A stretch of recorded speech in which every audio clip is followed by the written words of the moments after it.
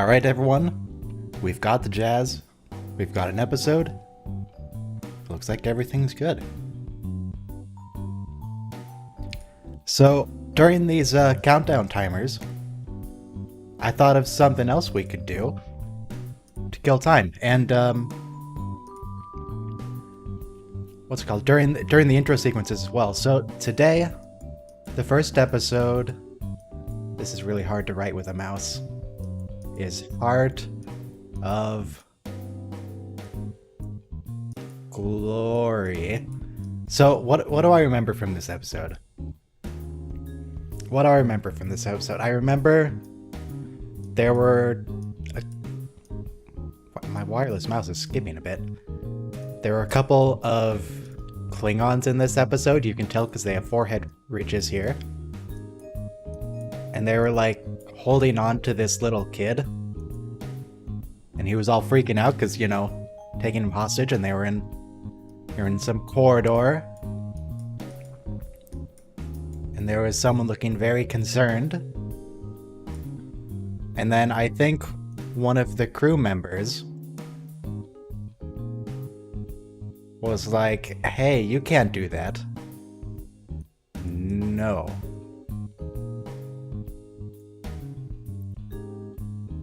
So, and then once the crew member said no, they said, okay.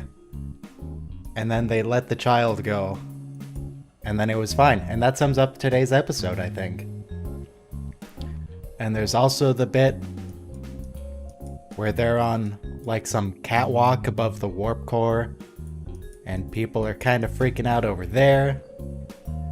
And there's the Klingon, because he has a forehead thing. Then I think the Klingon man falls down. I think that's what happens. It might be the case that Worf give him a sash here. I think Worf maybe shoots him. I'm not entirely clear. Oh, and then yeah, there's the Klingon who's dead on the ground with his forehead and his big ol' eyes. And then Worf's over here, hunched over him. And he's like, rah. And there you go. That's today's episode. That about sums it up.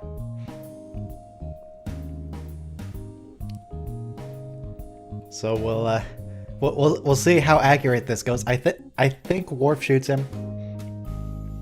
I'm not confident in him falling down onto the ground, but that's also the part where Worf is standing over him and yells at him. There's 3 Klingons during the Raw? I don't remember the 3 Klingons during the Raw. I just remember Worf. We'll find out shortly, though. So, if anyone would care to join the voice chat for the episode, there's a Discord link in the description. You can just click on that and join in. And you can come and talk. It's open to anyone. Yeah, this is about all I remember. I don't remember why the Klingons are there. I don't remember much of anything, really. Except those couple of scenes. Anyway. Coming up on start time in 20 seconds. I hope everyone's queued up to TNG Heart of Glory, which is episode 1 or episode 20 in season 1, depending on where you're looking. We'll be pressing play in 10 seconds. Make sure you're queued up to 0. And press play in 5, 4, 3, 2, 1, play.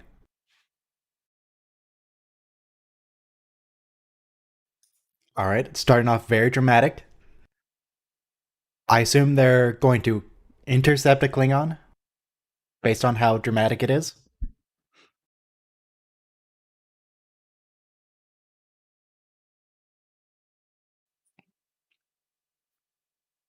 Mr. LaForge is still at the helm. Good.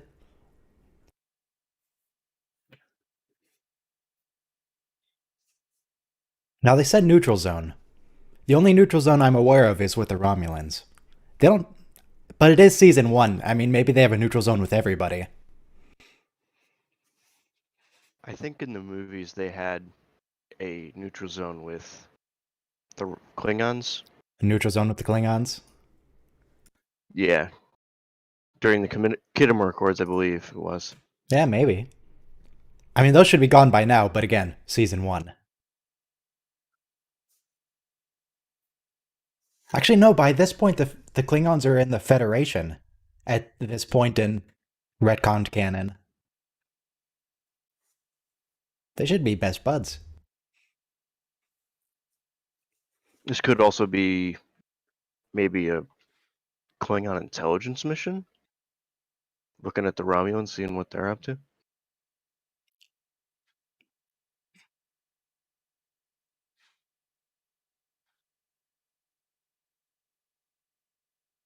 That doesn't look like a Klingon ship. That's just a freighter.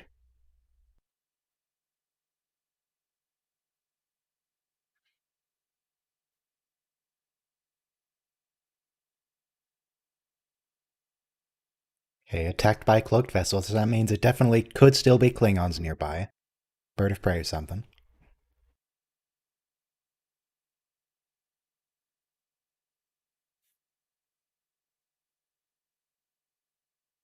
Okay, let's move the episode along. It's a little slow in season one. Shots are lingering a little bit.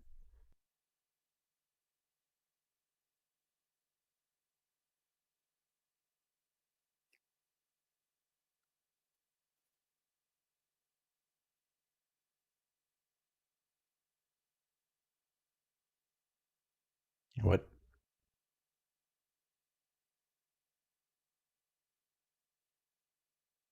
Okay, a bunch of interference. So there's some kind of interference preventing their scan of life sign, sure.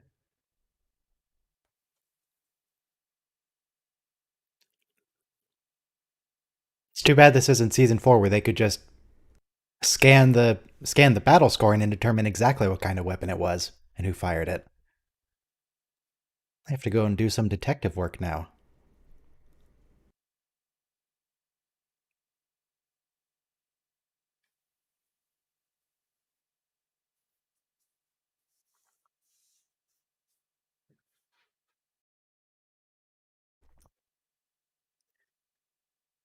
So we've got a little time to kill here. So this is purely predictive.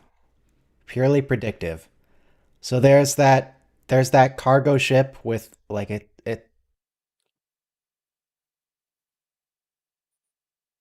that's a cargo ship.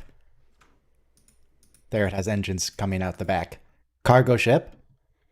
I'm guessing the Enterprise is gonna hang out over here. There's the Enterprise. See, here's the bridge. And then there's gonna be. This looks like a new Trek bird of prey, but just pretend this is a bird of prey. Then there's gonna be a bird of prey coming out of cloak. And they're gonna be like, what? They can't do that. That's cheating. And then the Klingons are gonna be like, nah, man. It's cool. We were supposed to disable this freighter. Everything's fine. And the Enterprise is gonna be like, oh, okay.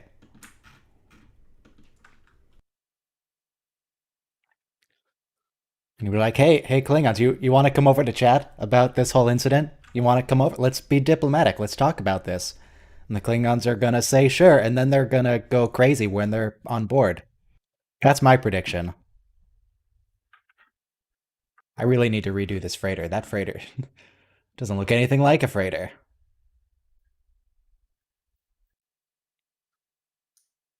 There's a freighter. All right, back to the episode.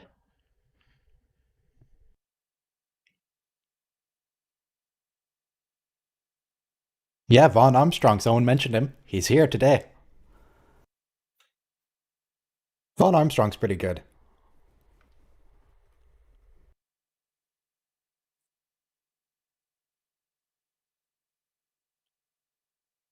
Oh, this is the one where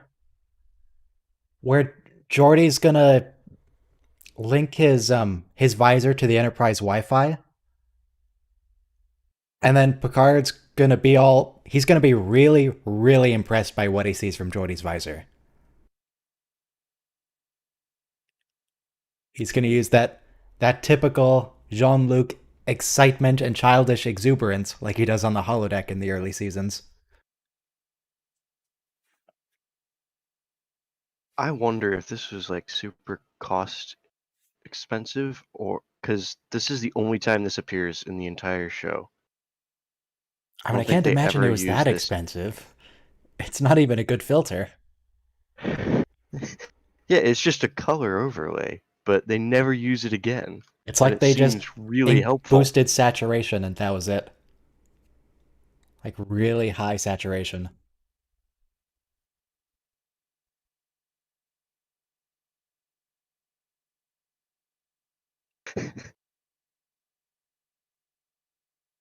Of course, by the time of Star Trek Generations, Geordi's visor just it looks like normal vision now. When the Klingon Duras sisters are looking through it, Oh it's just yeah. it's just normal there. But hey,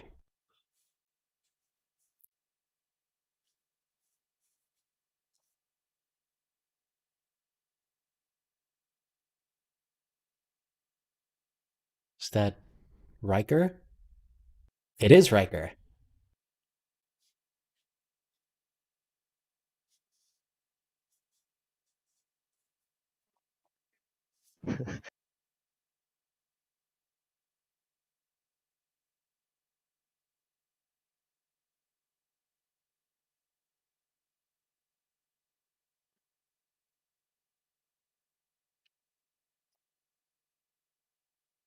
He's used to it, Picard. That's how we can tell.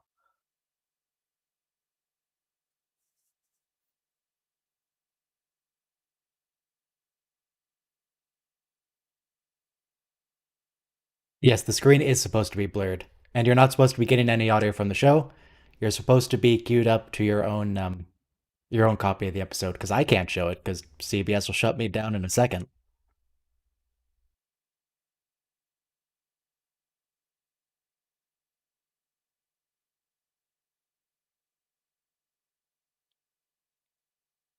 Of course, Data is the only android with an aura, as we learn. All the other people that are secret androids later in the show, they don't have auras. Geordi couldn't tell about them.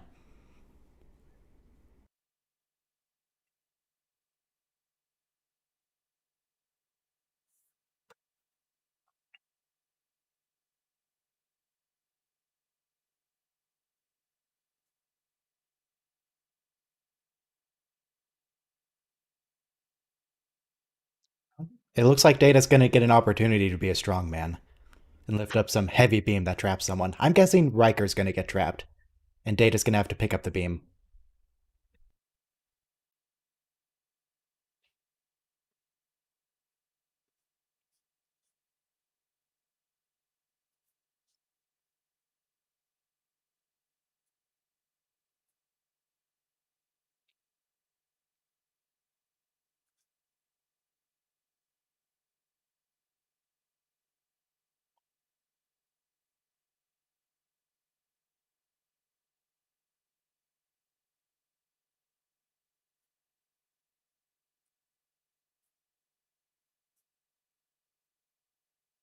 I'm and this scene's still going. That's about it. They're just walking down a corridor. They'll get there eventually.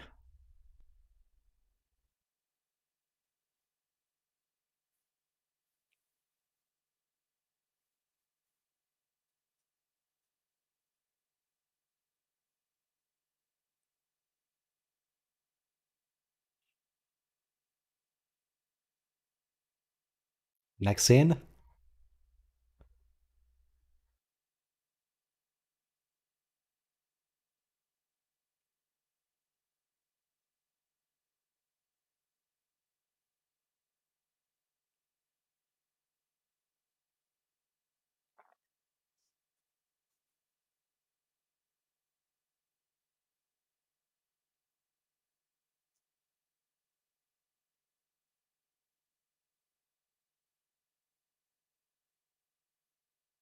Yeah, this really is a slow episode. They must have. I mean, it seems like this is like a 20-minute episode they tried to pad to 45. A lot of walking down the spooky corridor, really leaning into the to the Geordie vision. Walking through the fog, a good 5 minutes.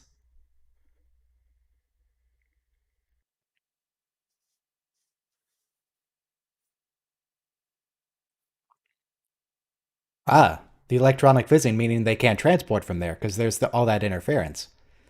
They're gonna have to get to the edge of the ship, I assume.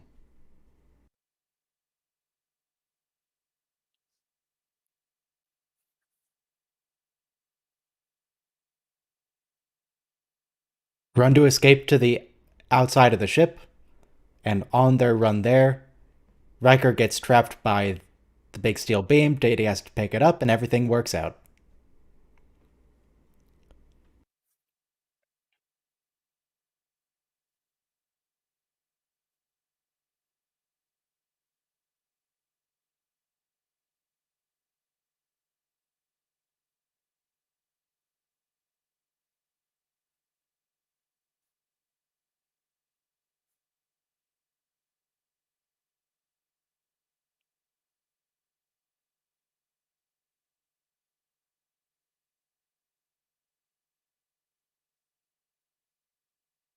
It's good that we got all those close-up shots of Riker and Geordi sweating. Those were very critical to the plot.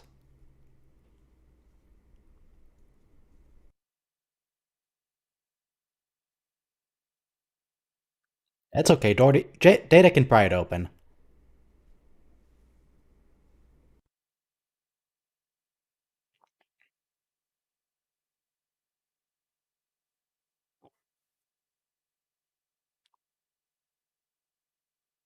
Just open the door.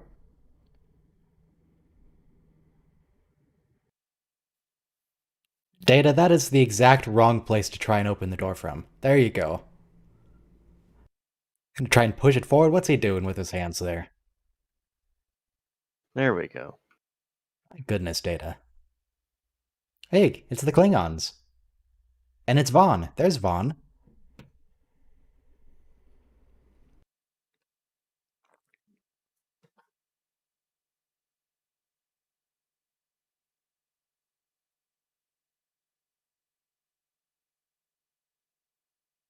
Yeah, no, I'm not going to remember his name, of course. His name is Vaughn. Or Armstrong. Mr. Armstrong.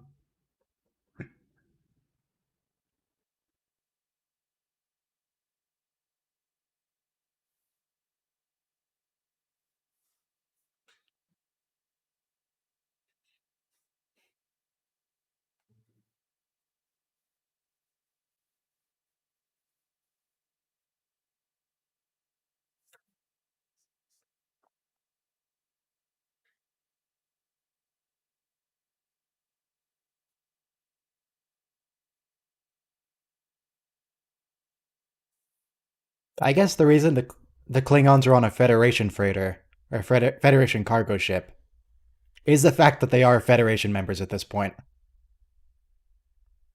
At least until mid season 2, season 3. But yeah, they're still space racist against Klingons. They still don't trust them.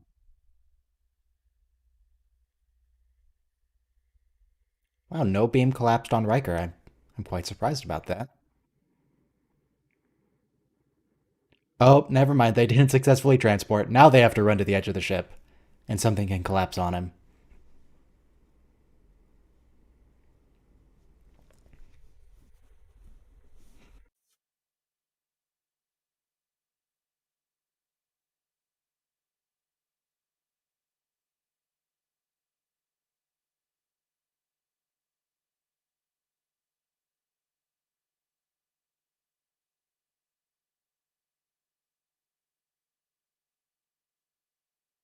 I still don't get how that's supposed to work. How they transport something that's been blown up.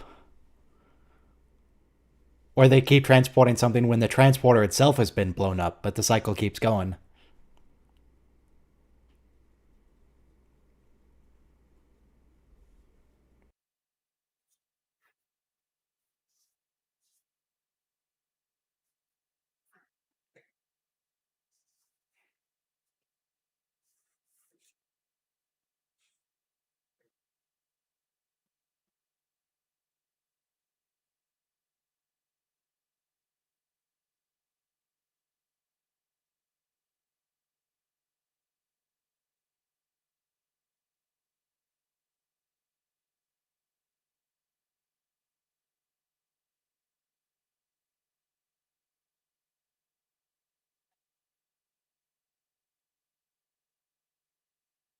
What happened to the rest of the crew?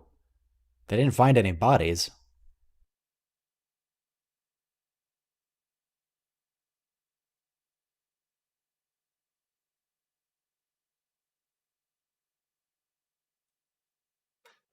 Yeah, that is the animal from Enterprise. That's Vaughn Armstrong. I think he plays a few Klingons. He plays a lot of people, actually.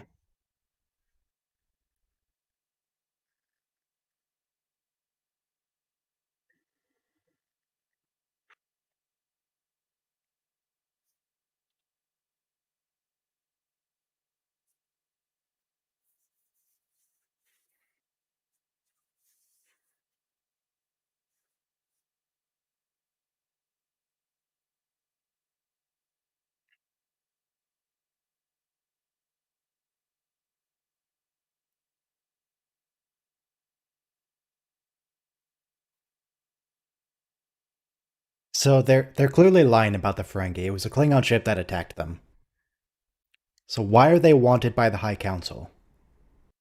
Are they Klingon terrorists? Is that why they go kind of crazy later? Are they deserters?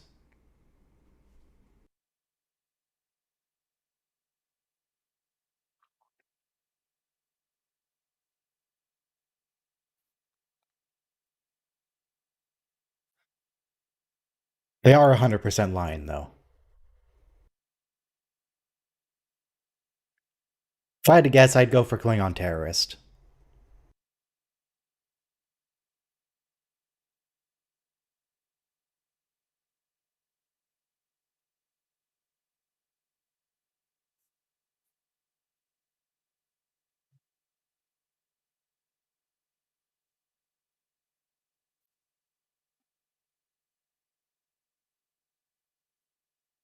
It could have also been that those three Klingons attacked the freighter and they were a boarding party,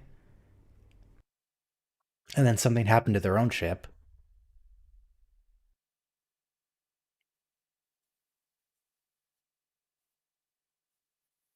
And they didn't seem to have any weapons or anything, but maybe they lost them. Maybe they lost their batleths.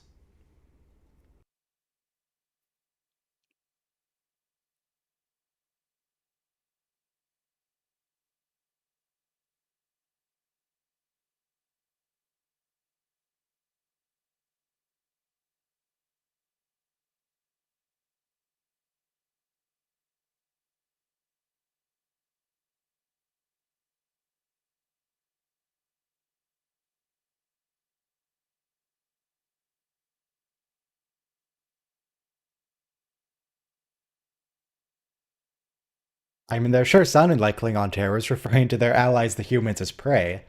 That's, it's not generally what you do, how you refer to someone who's your friend.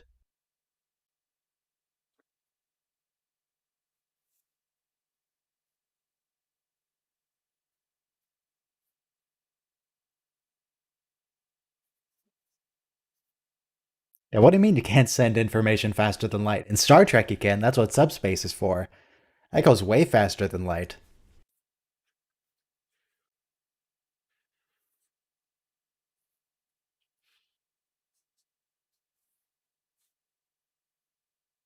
What's that face, Worf? What are you grinning about?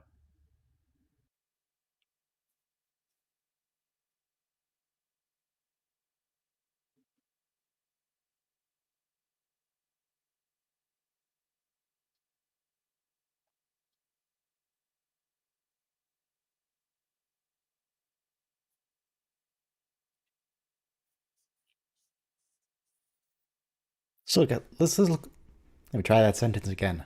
This looks like a good time for some yelling.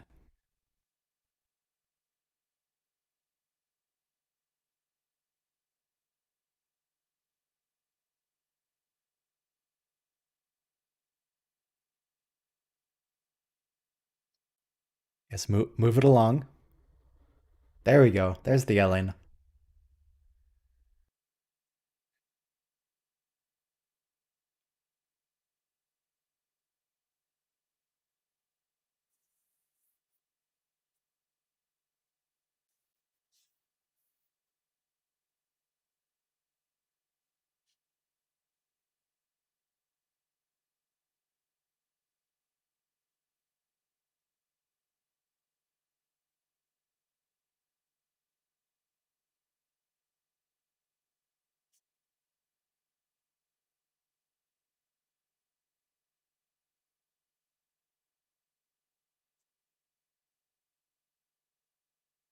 So that, yeah, that spike that guy grabbed.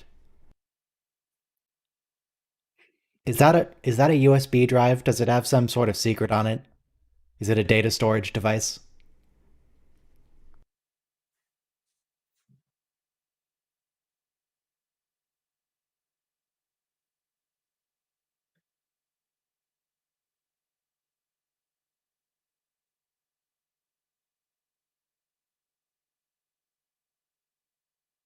Lost among infidels? You can't. Why are you calling the humans infidels, Vaughn? This does not bode well. Maybe he's referring to believers of Kalas.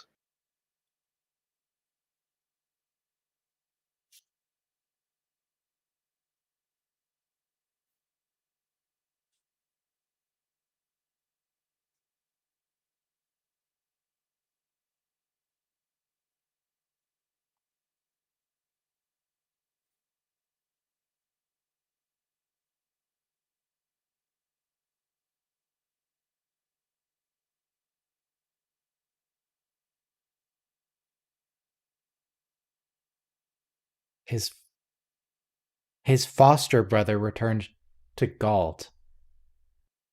Doesn't he only have one brother? Rozhenko? Or I don't remember his first name. The fat guy? Yeah, Nikolai. Nikolai doesn't work at a farming colony though. He's an anthropologist.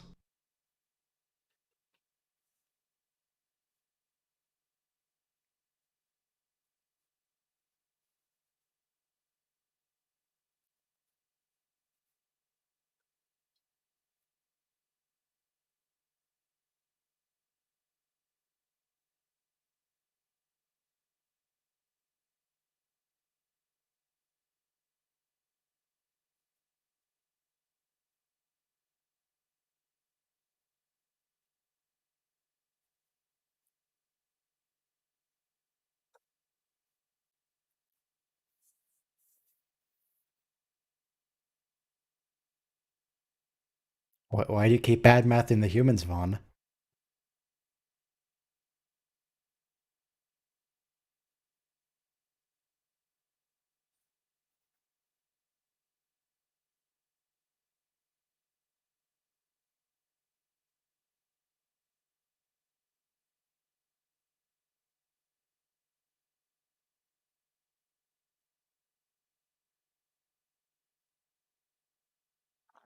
Yep, there we go. Klingon terrorists. They want to start a war with the Federation. They can't do that though.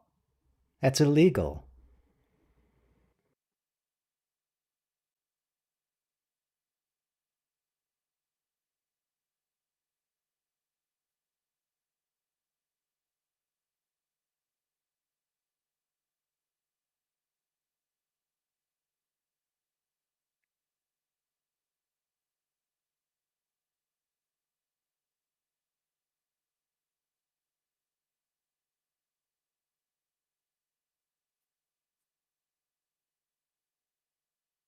I mean, they tell Worf because he's a Klingon. He has to understand, right? Like that ship full of Klingons that they blew up for not understanding.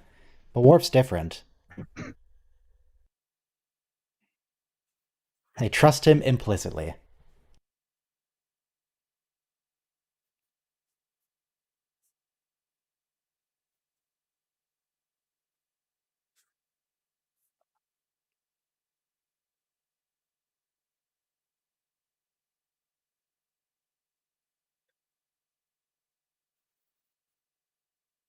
Another Klingon ship, I assume.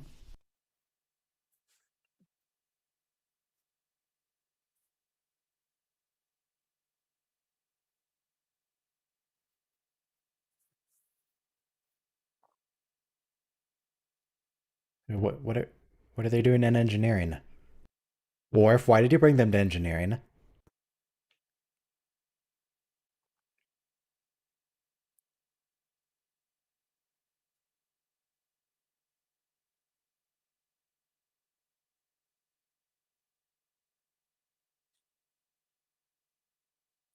I feel like people who confess to terrorism against the Klingon Empire and the Federation should not be allowed right next to the warp core. That seems like a bad idea.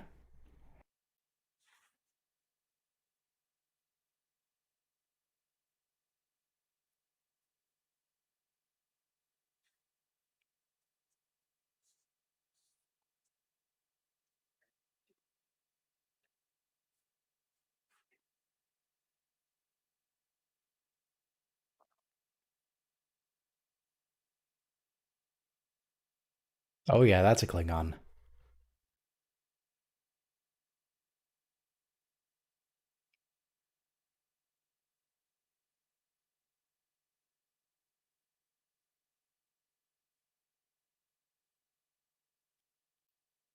I mean, maybe if Worf did his job and actually told Captain Picard what they told him, he would know what's going on here. Yeah, look at the background there. He has the United Federation of Planets on the left and the Klingon Empire on the right. They're absolutely Federation members at this point.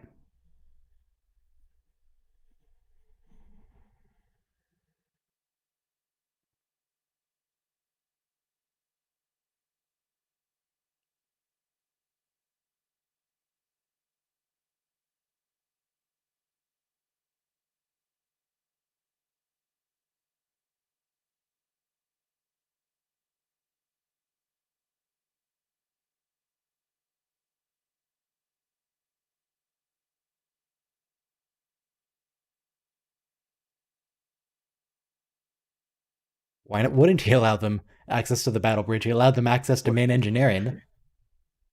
Let them anywhere.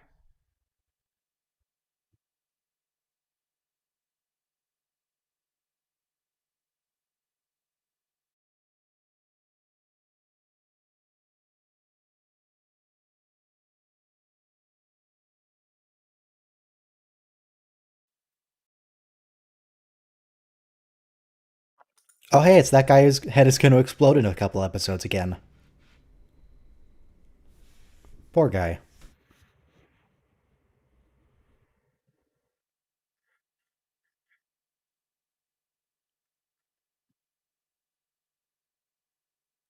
Now, I can't help but notice we're in a bit of a corridor here, and there are people around, and there's two Klingons. Well, let's find out what happens here.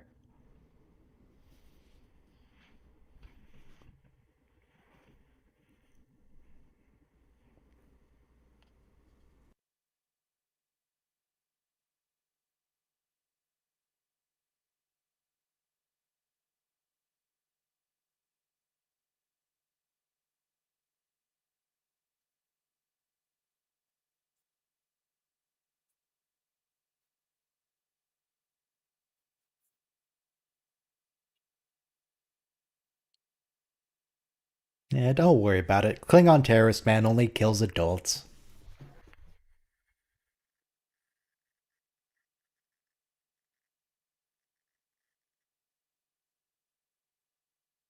That is an extraordinarily calm parent right there. I mean, what's she gonna do about it? There's a Klingon standing there. I'd at least be running away. From your child? Gotta no from the Klingons and the 6 security officers with their hands on their weapons. I don't know what's happening, but I did not want to be near that. Well, luckily it all worked out. Nothing, everything's fine here.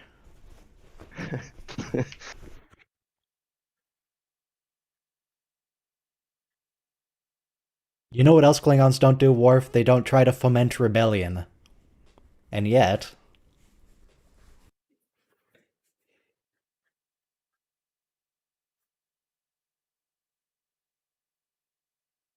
they don't betray their allies, they don't murder their own people. You say they don't take hostages. I'm not sure I believe you. So that is definitely not the brig. That is 100% not the brig.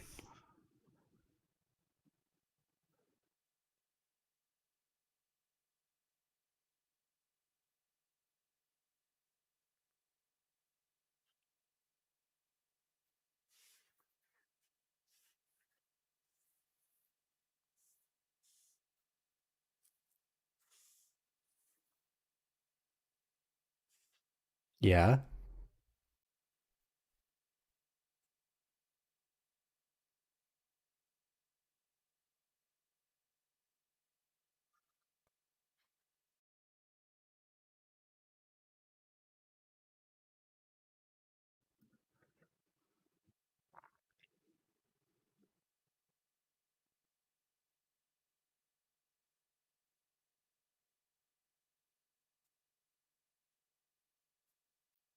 Now is Worf gonna let them out of the brig, or are they gonna break out? Because they absolutely have to go and threaten to shoot the warp core later on.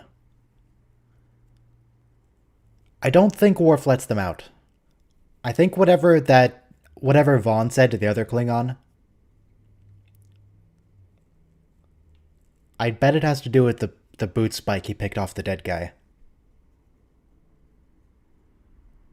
Yeah.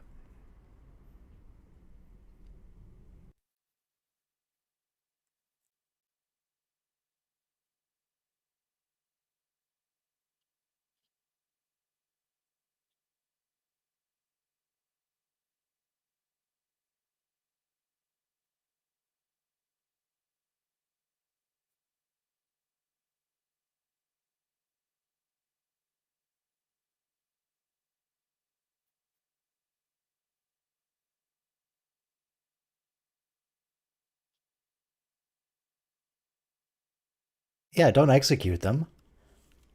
Let the Federation have them. They can send them to beautiful New Zealand, to rehabilitation colony.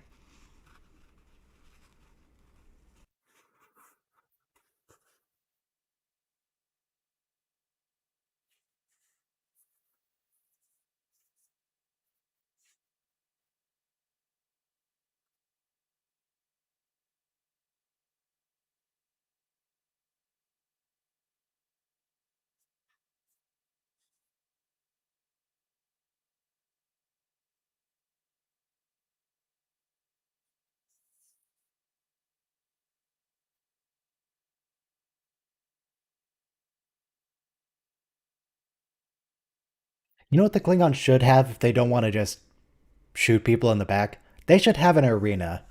They should have a coliseum where they can execute prisoners that way. People would love it, the prisoners would love it. Everyone would love an arena.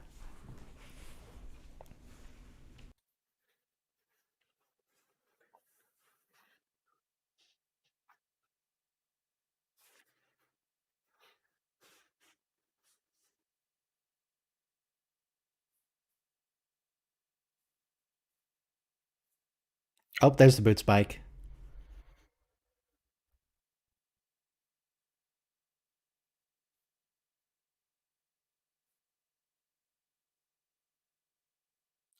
Is that supposed to be a disruptor?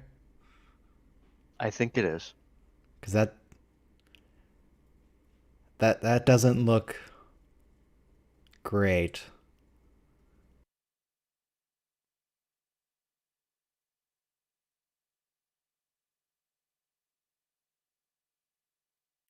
Oh, and that guy's comm badge is broken. When he pressed it, it didn't make a chime. Nobody knows what's going on.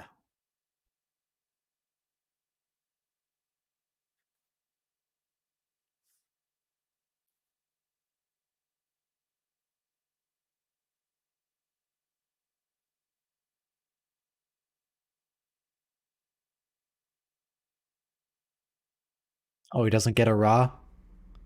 No, he's still alive. He's okay.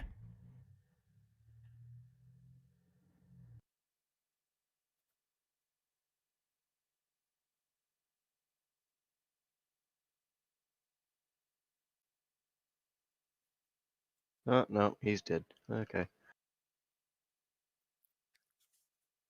I don't know about that. He You might be just said he was okay. dead. Well, I would expect the Enterprise crewman is dead. I think the Klingon's okay.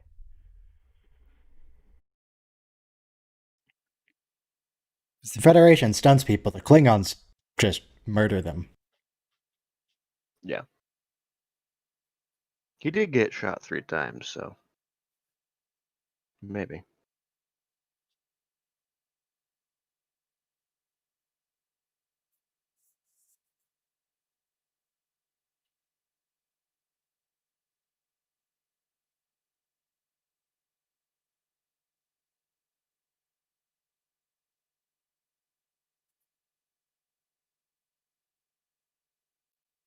Oh, her comm badge didn't chime either.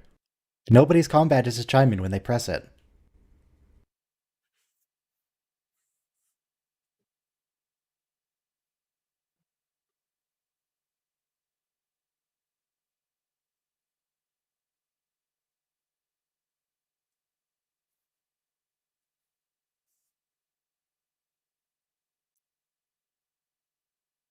This looks like a good time to just for a site-to-site transport.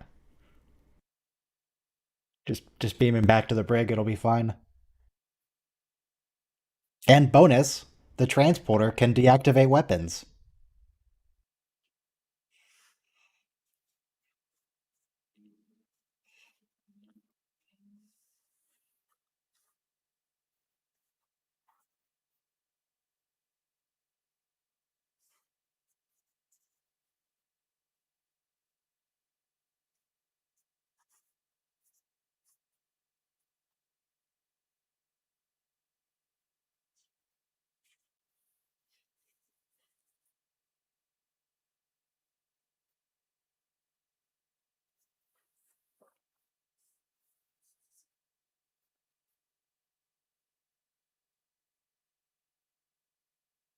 Yeah, good job showing him the way to main engineering wharf.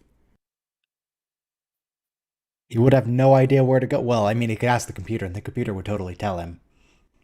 But you don't have to show him the core after they admit to being Klingon terrorists. My goodness, Worf.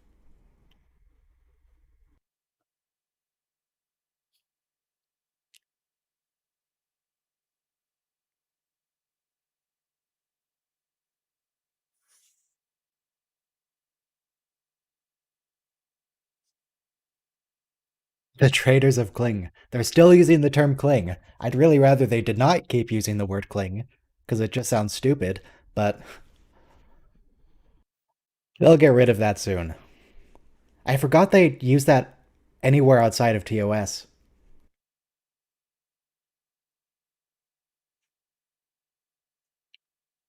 Like how in Trouble with Tribbles they say the Klingon language is Klingoni.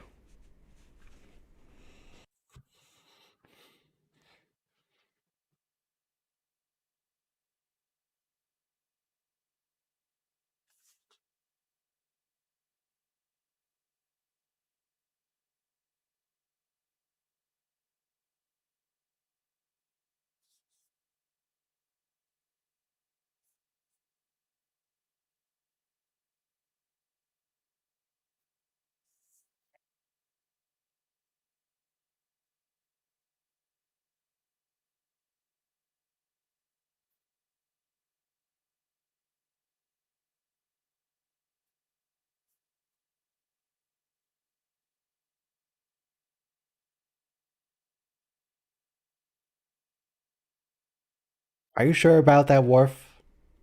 Don't you really like the battles without?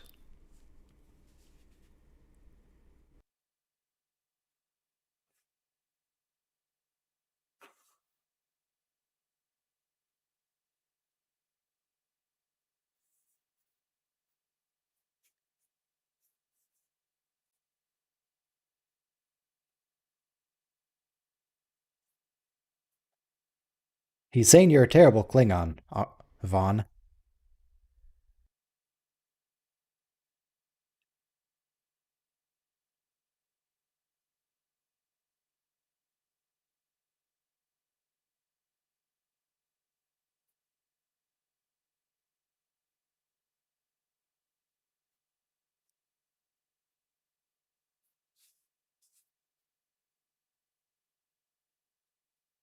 Wait, how did that glass break? I would not want to be an engineer. What even happened? You It trip broke and before fall, he you're even going fell. down the warp He core. even, he didn't even fall on it with all his weight yet, and it just shattered. What kind of? Oh man, this place is a safety hazard.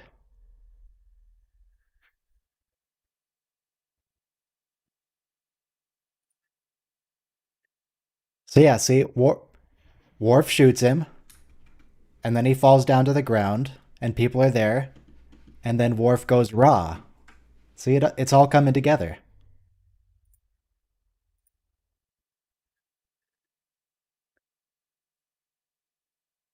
I didn't remember he crashed through the completely fragile glass floor, though. I thought he fell over a railing or something, but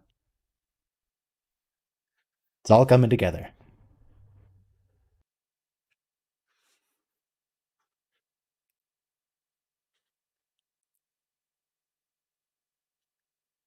Another Klingon is dead.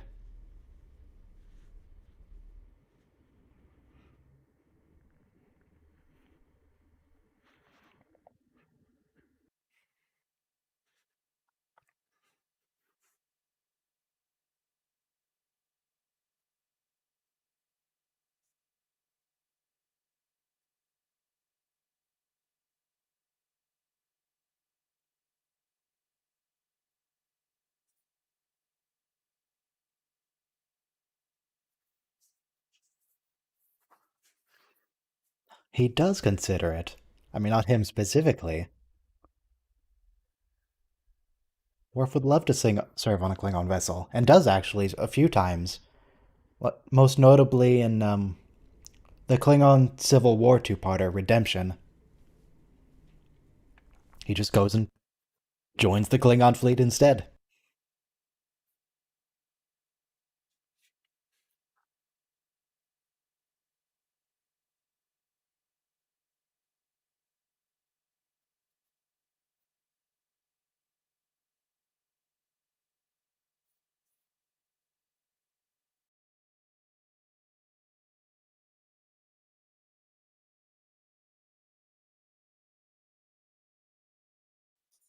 I'm not sure I believe you, Worf.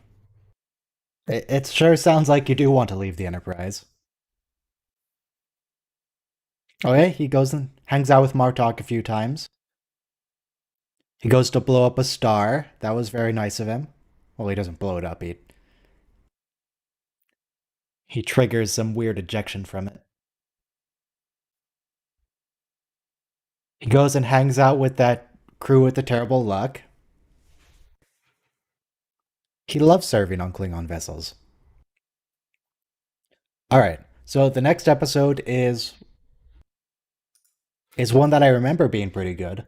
People speak of it fondly. The Arsenal of Freedom. Everyone loves the Arsenal of Freedom. I remember the first time I watched this a long time ago. I was a little bit frustrated with it. Let me update the title here. Because I remember when I first watched it, I was going through, was like, just say you're going to buy the system, Picard. You don't stop trying to get him to stop. Just say yes, and he'll go away. It's a very simple solution, Picard. It's not that complicated. He'll figure it out in the end, though.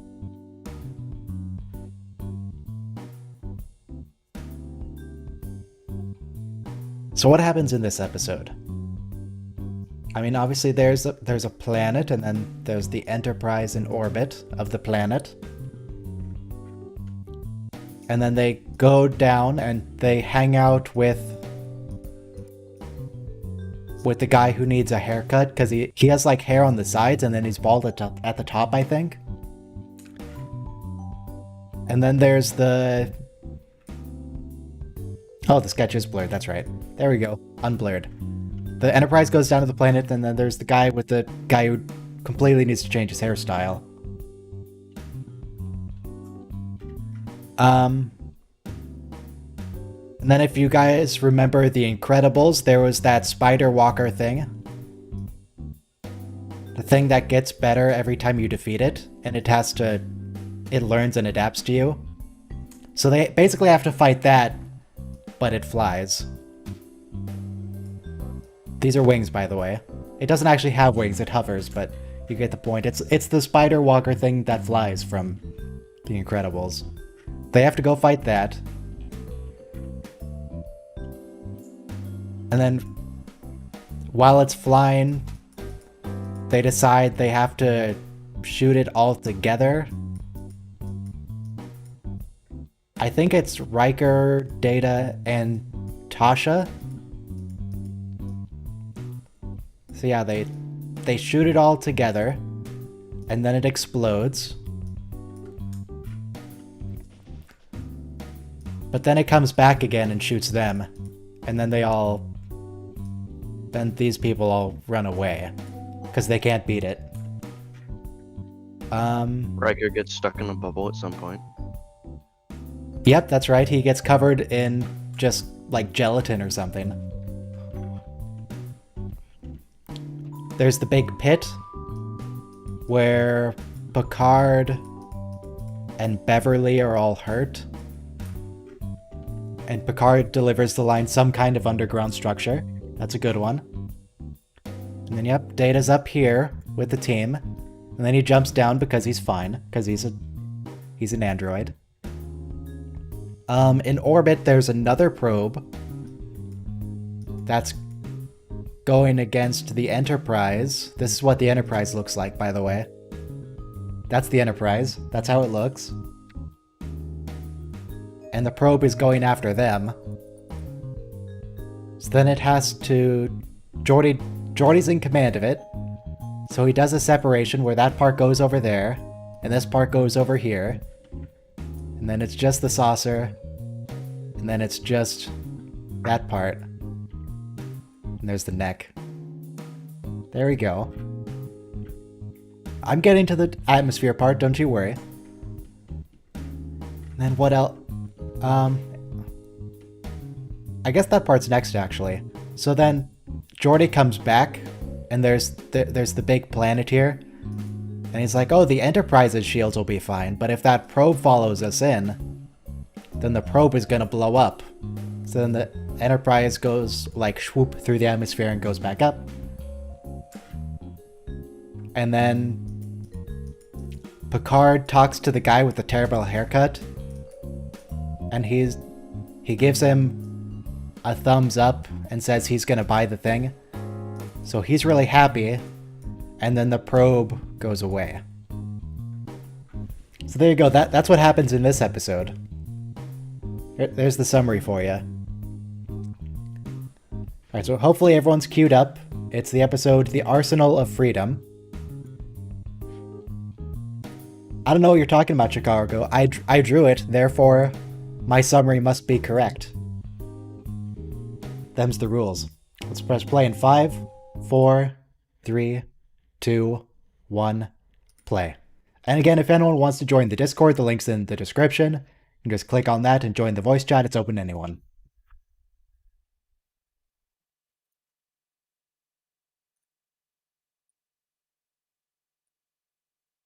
Oh, the USS Drake is totally blown up.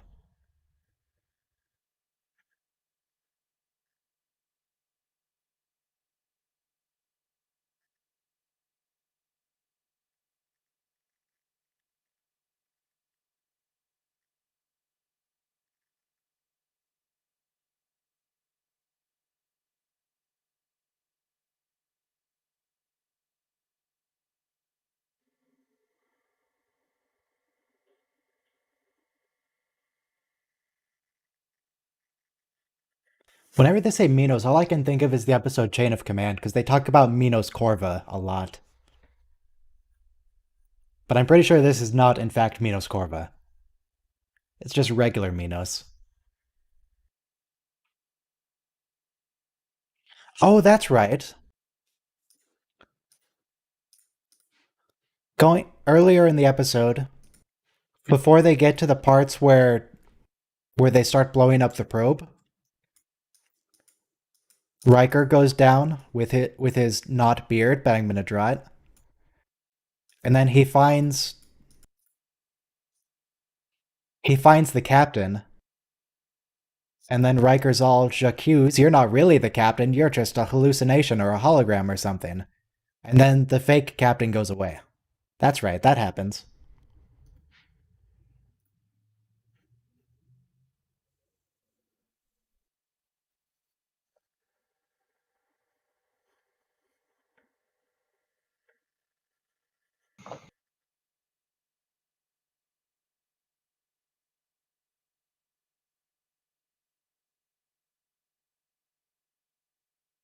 They were removed by Karen.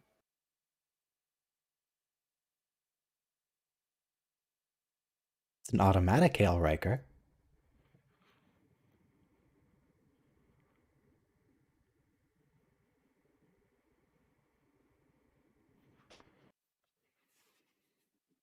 God, he really needs a different haircut.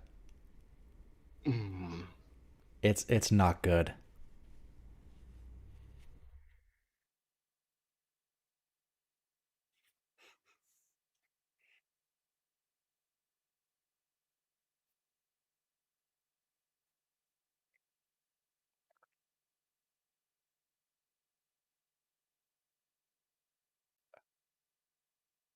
I mean, he's got a point. The planet's extremely peaceful now, and they had a lot of firepower.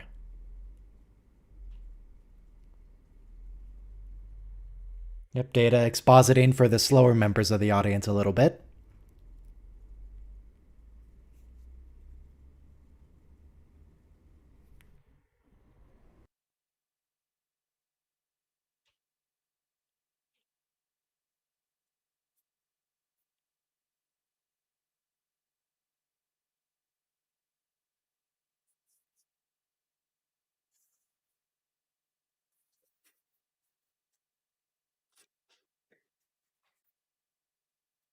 Wait, why? Why do you have to go down there to find it?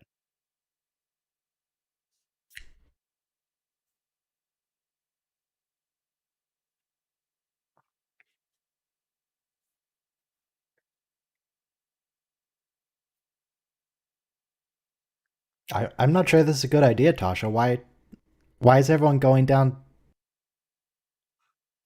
to a planet that they're quite confident murdered everyone in some way or another?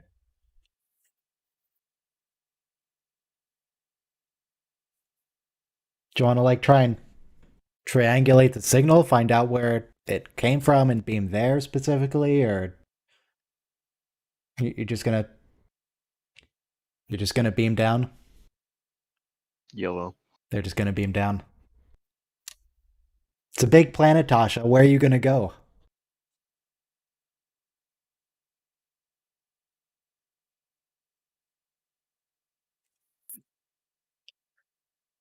Oh yes, let me draw the next part of the episode that's gonna come up. So, oh, I need space. So Tasha and Riker beam down. They beam down to the planet, and then because the crew did absolutely no work determining where the signal came from, it turns out they're on the exact opposite side of the planet and they have to walk all the way there.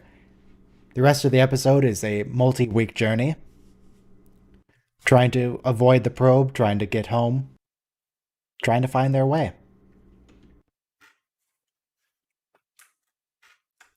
Or, they beam back up and then find out where the signal came from and then beam there, instead of just beaming down to some random location on the planet.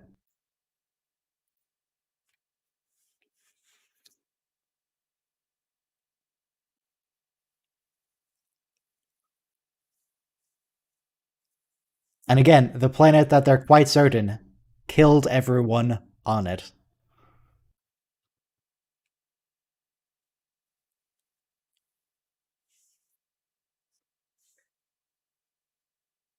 Oh hey, it's that one set. It's that same rocky terrain set they use all the time, but they put some fake trees in this time.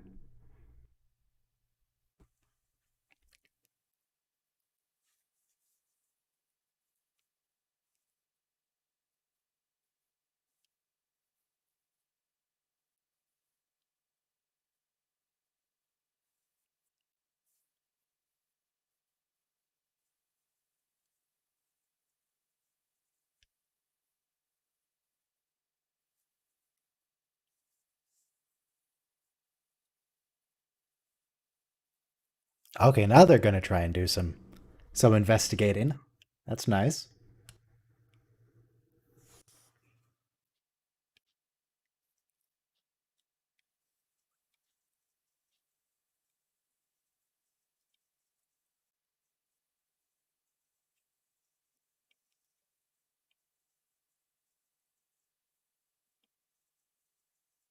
Shuttlecraft debris?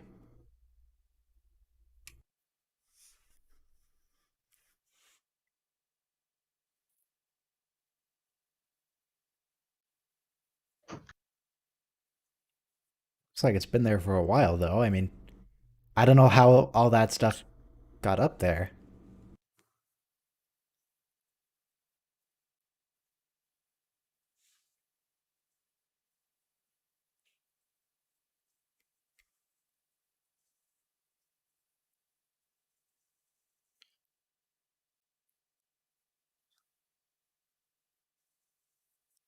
What do you not know about the Lollipop? Navius, the Lollipop is the best ship in the Federation fleet. It's a good ship.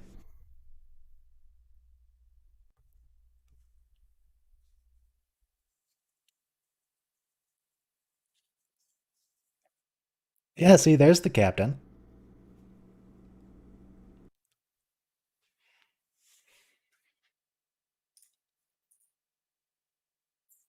There he is, propping his leg up again. MC Riker with his not a beard finds the fake captain, and then the fake captain goes away.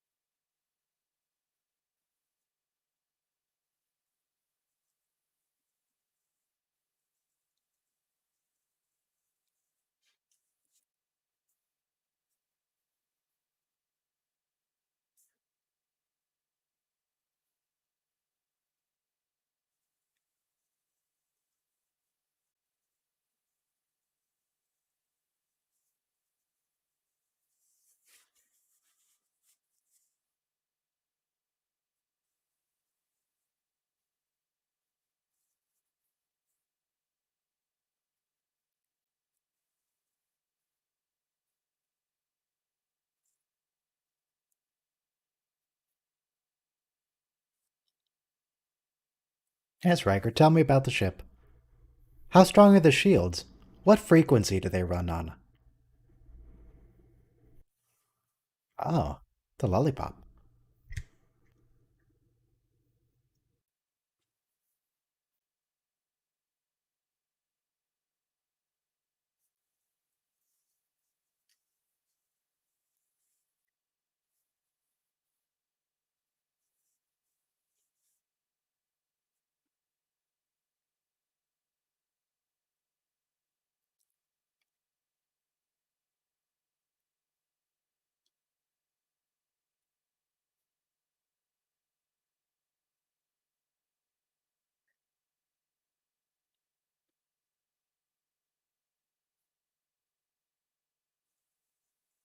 Oh man, that guy.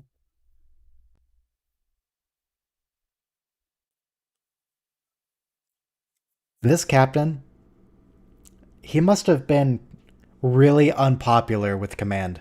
Because, yeah, they gave him a ship with a top speed of warp 3. How are you supposed to get anywhere with a top speed of warp 3?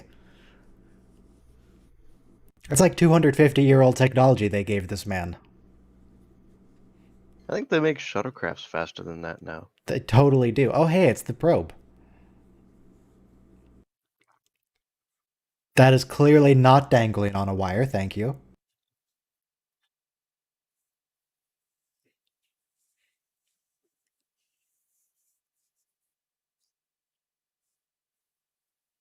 Oh, he didn't get covered in gelatin. There's got to be some episode where it gets covered in gelatin, right? Other than Skin of Evil, that's Metamucil and printer ink. Some kind of energy field. Interesting.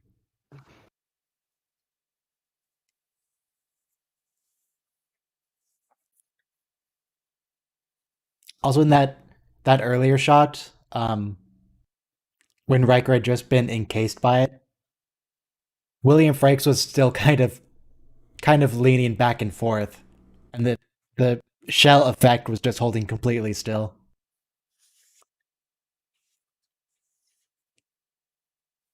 So he kind of leaned out of the effect for a second there.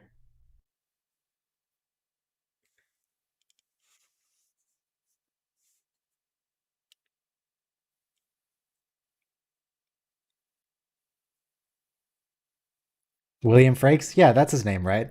William Frakes? Jonathan Riker?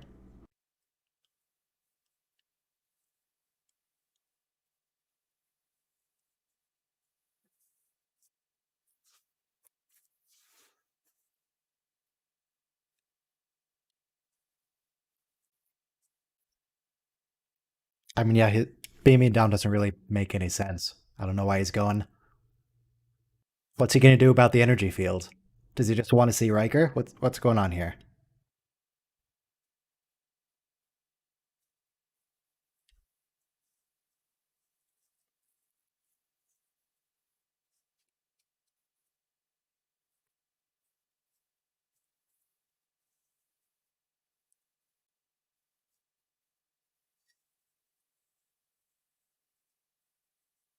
Oh, Frakes is trying really hard to stand still there.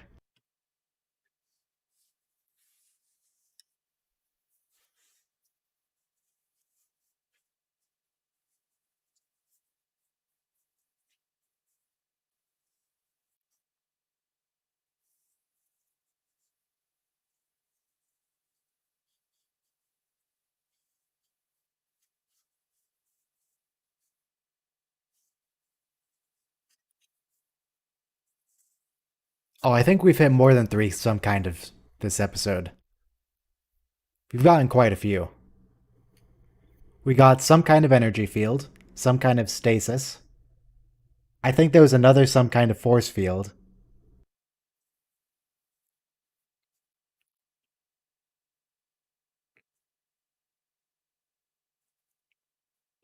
Oh, we're not including a counter. I already have a counter, thank you very much.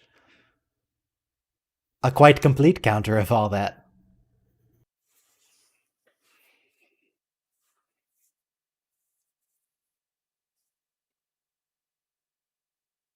Oh, Beverly's gonna fall over. Good job, Beverly.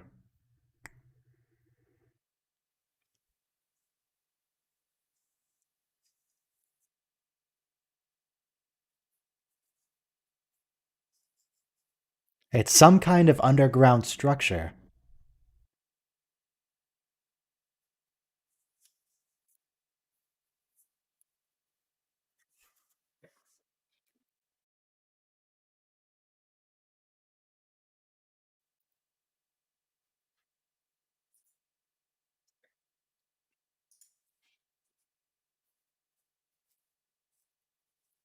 Oh, are they gonna keep trying to push the a romance between Picard and Beverly here?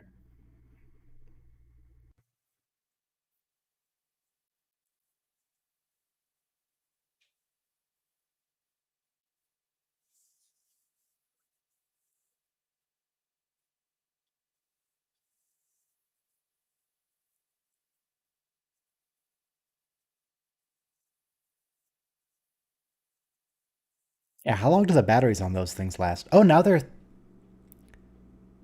communicators are chiming. Only chiming to say they failed to connect, but it's a chime at least.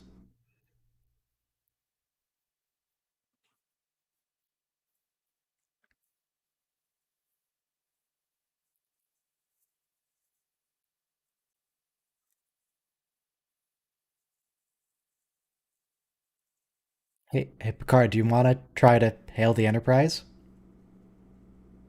It won't work, but do you want to try? Because that.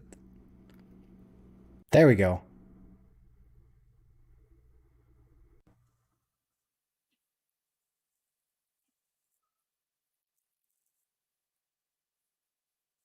I didn't hear no noise on the communicators last episode. I can go back and check, but I didn't hear nothing.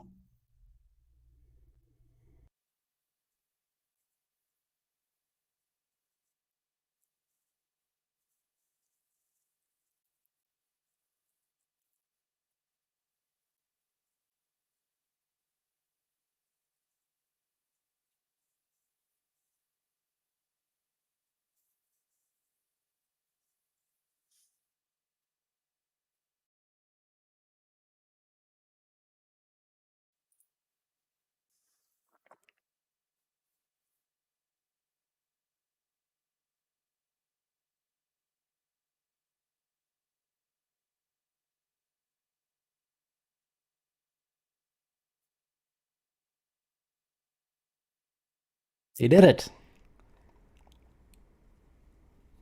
He had to use a wide field setting there. The beam was kind of dispersing a bit.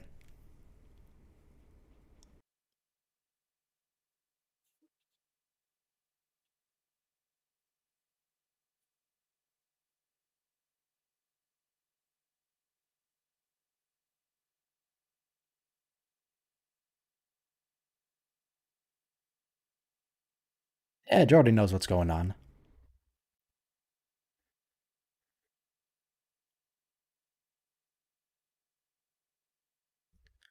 You know that automatic shield raising whenever the ship detects something, that would be really helpful in later seasons, wouldn't it?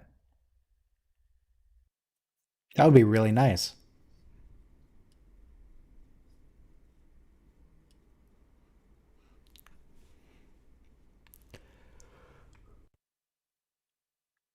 Maybe that was installed in response to Captain Kirk not raising his shields in the second movie in Wrath of Khan. So after that point, Starfleet decided from now on the captain doesn't get to decide when the shields go up. They just come back up just when anything is nearby. Do not want another repeat incident of that.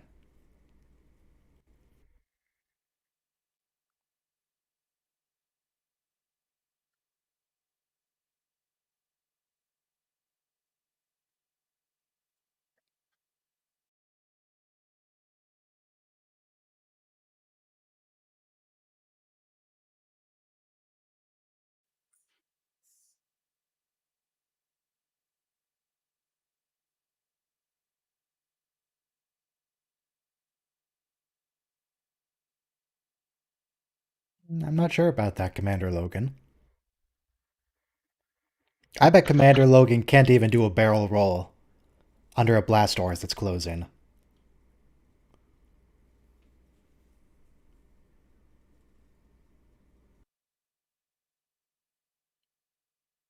Just order Logan back to engineering. Just get him out of the way.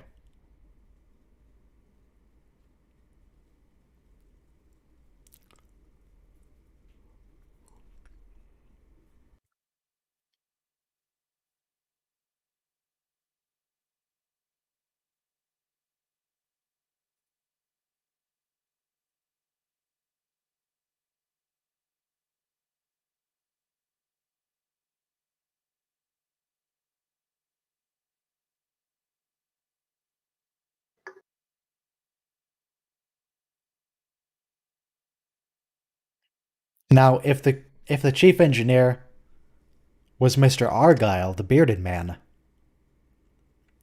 Jordy could absolutely give up command to him. But Commander Logan here? No way. Nobody likes Commander Logan.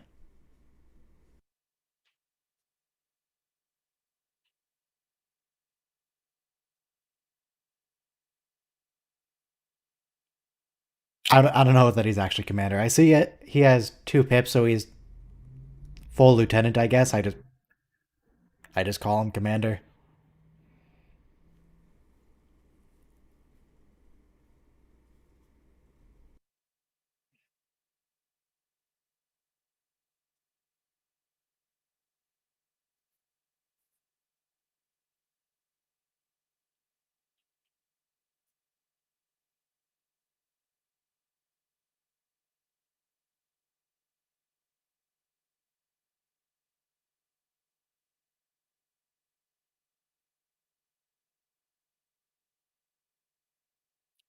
Did you just did you just throw Tasha? Did he just toss her?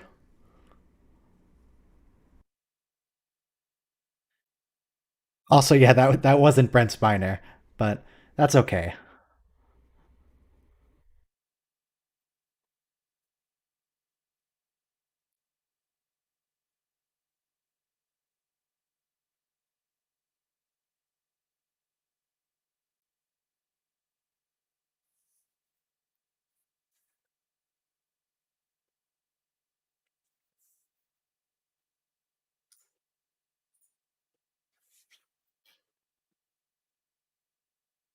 Yep, we got the part where everyone is aiming at the drone together, and then it goes kaboom.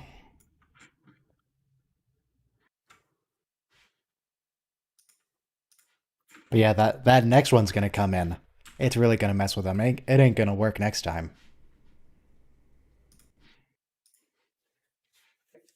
Oh, here we go. This is the part where Picard says some kind of again. There we go. Some kind of underground structure. That makes 4 this episode, I believe. Maybe 5.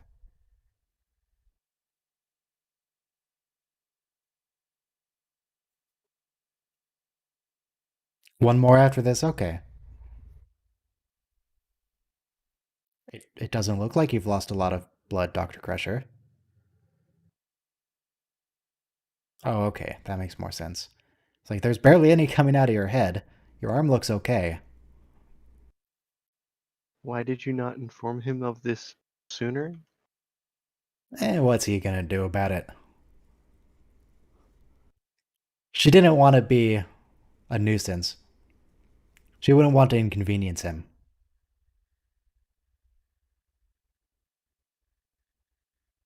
Well, she is a doctor, so I've got to conclude that that's not a very serious injury then.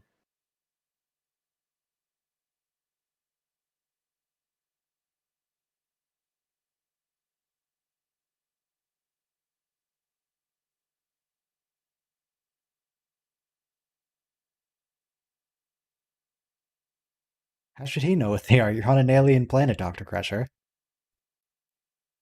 Nope, that's a bad idea. Absolutely do not do that, Picard.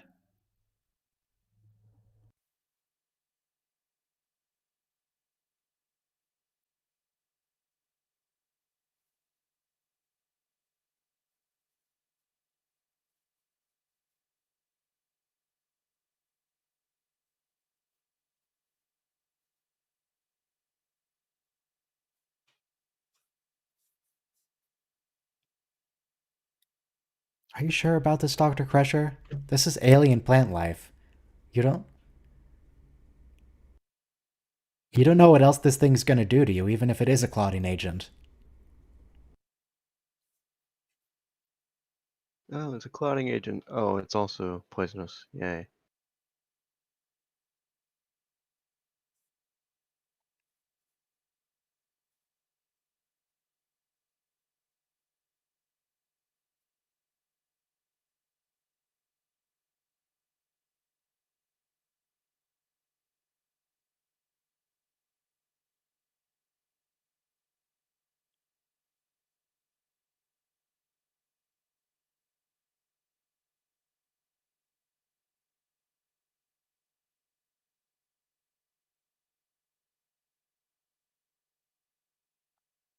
Did he bring a phaser? Because everyone else brought a phaser.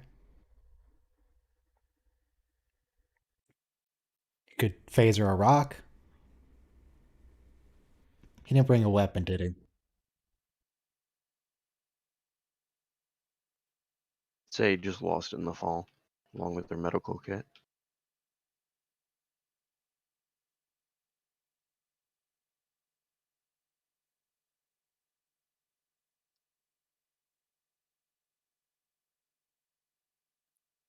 Well, at least that probe was polite enough to start shooting them for a while. The Enterprise, that is.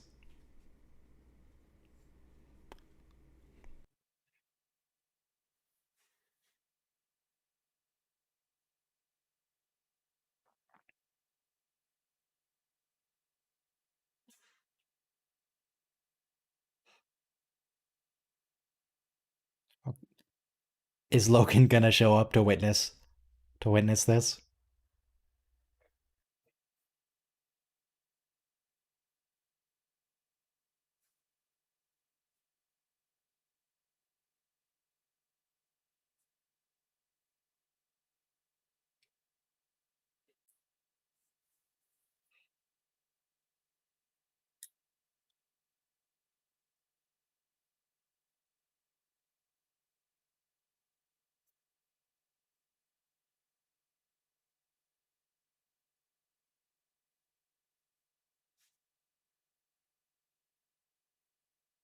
How can the how can systems possibly be failing? The lights on the bridge are still on.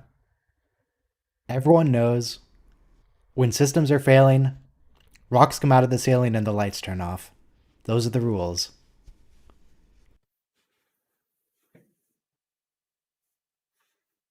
Everything's looking fine here.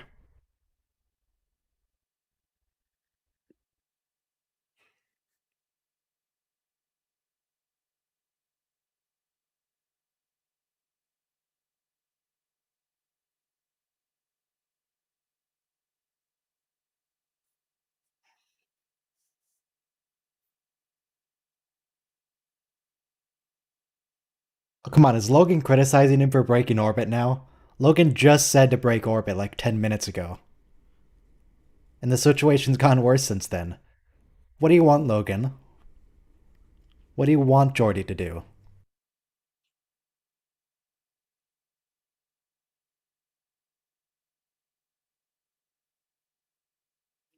Man, Logan's the worst.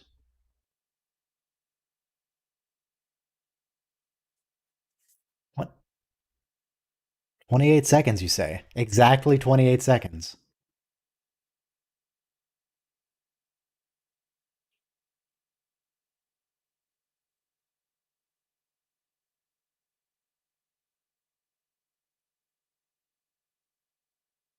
Of the battle bridge. Oh, of the saucer section, okay.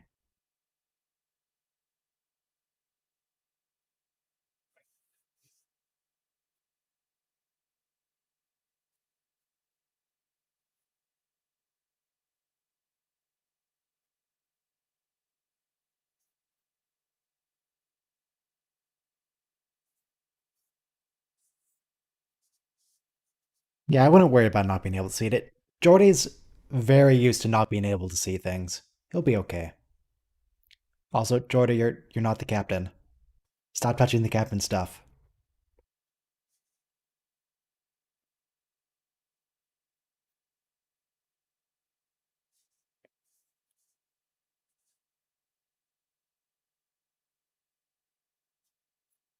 What are you doing on Picard's computer, Jordy? Why are you looking through his files? What are you doing?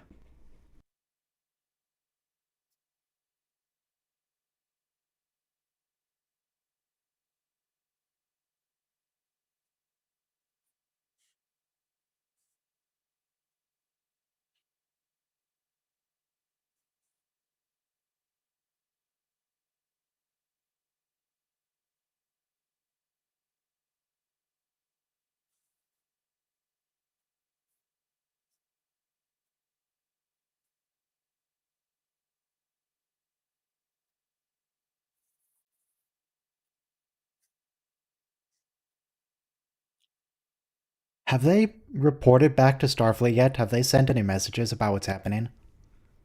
Is that I would think that's a good No, idea. The whole no, reason I they're don't think here they in the have. first place is because the Drake didn't send messages.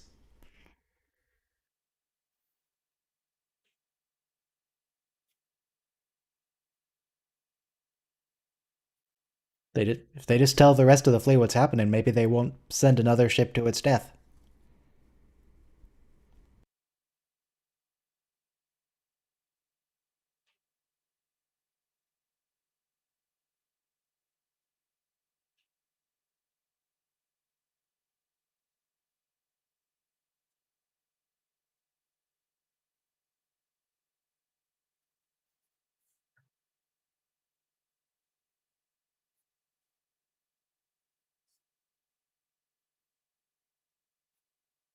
I'm not sure that's a good idea for them to do.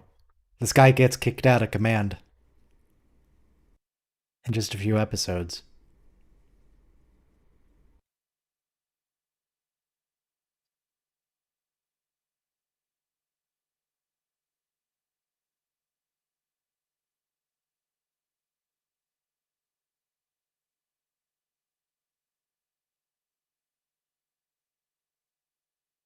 Yeah, Counselor Troy's actually doing something today. Sensing emotions that weren't immediately obvious to everyone and giving genuine advice.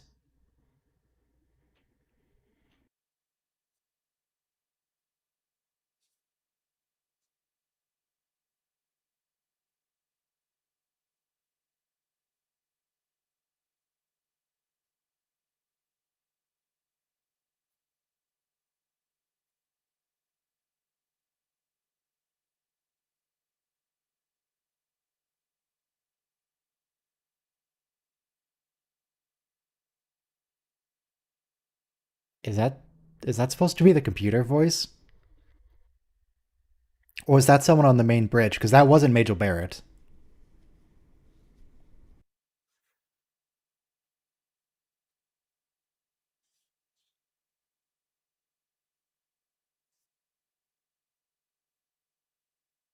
They have different computer voice for the battle bridge. That'd be good. That makes sense. They want to keep up the mood.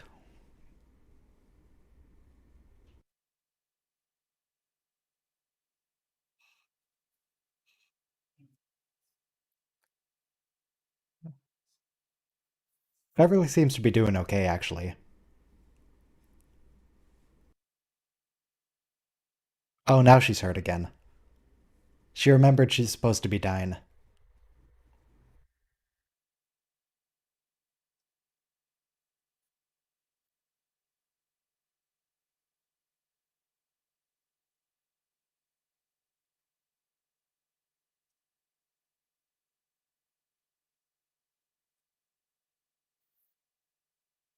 Hang on. I mean, she's clearly talking about her, Scottish Space Ghost grandmother, but is Arvada 3 the same name?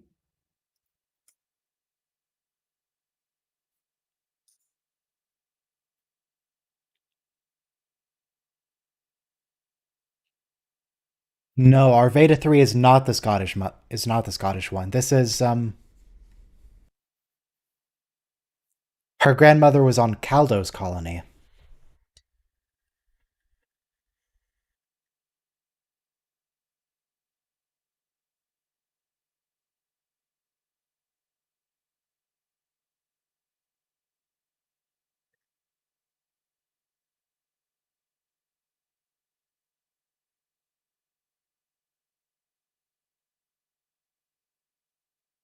Are you sure it's a view screen, not just a regular screen, Picard? Or are all screens in the future view screens? Is that the new name?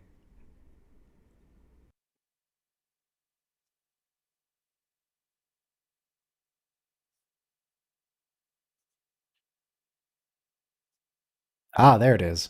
No. A tracking device of some kind.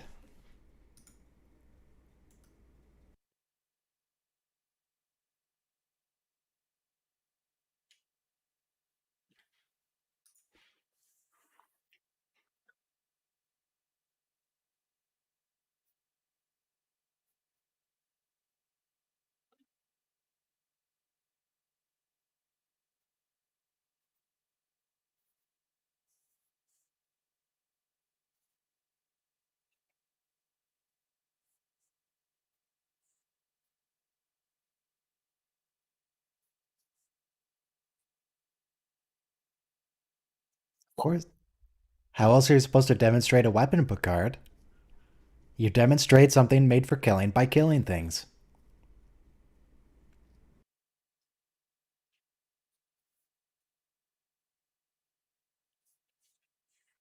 He doesn't have a phaser to destroy the computer, but he does have a bunch of big rocks around him. He could smash it.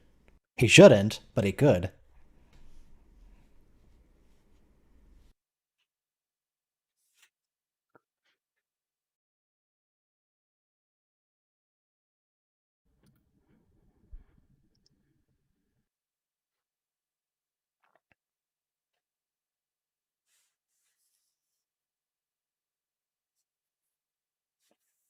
Yeah, the writers of Incredibles, they completely ripped off this episode. I bet they watched this and said, we're just going to make a movie about this.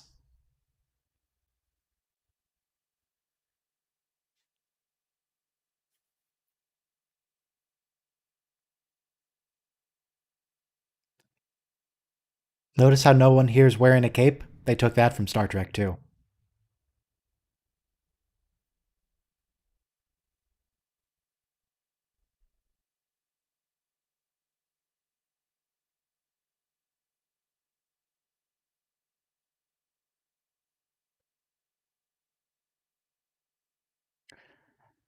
Yeah, this is the part where I started getting a little bit of annoyed at the episode on my first watch through.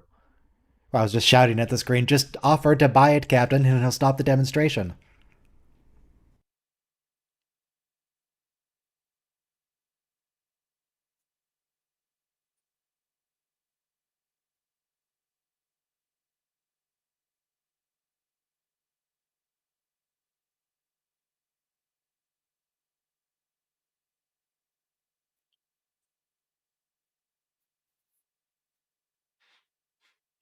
He's an android. He'll be fine.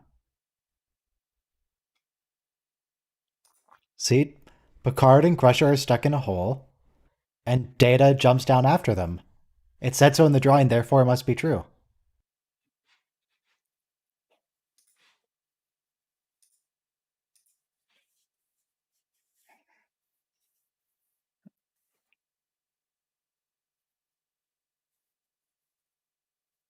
Greetings. He has Hello to. there.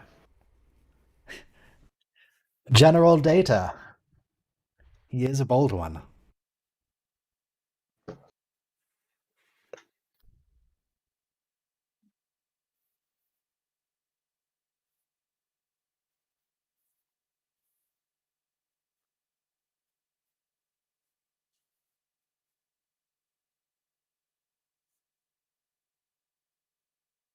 Yet, Geordi keeps making logs. He keeps making log entries. But he doesn't actually send any communications when he thinks he's about to die. He doesn't tell anyone what's happening.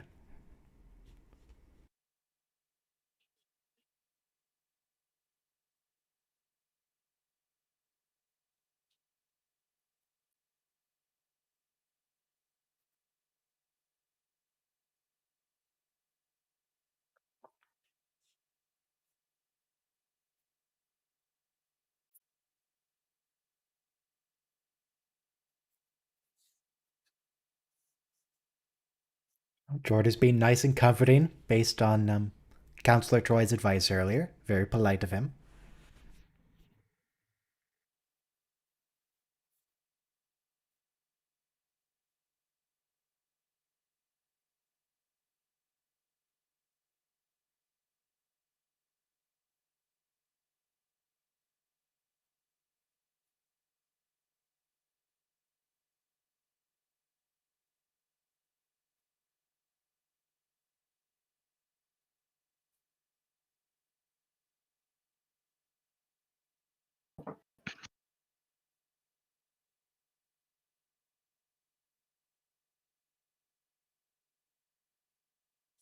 The fourth and final. So it does that really make it fully adaptive if it has four stages? I would think it could just keep learning, keep evolving based on their tactics.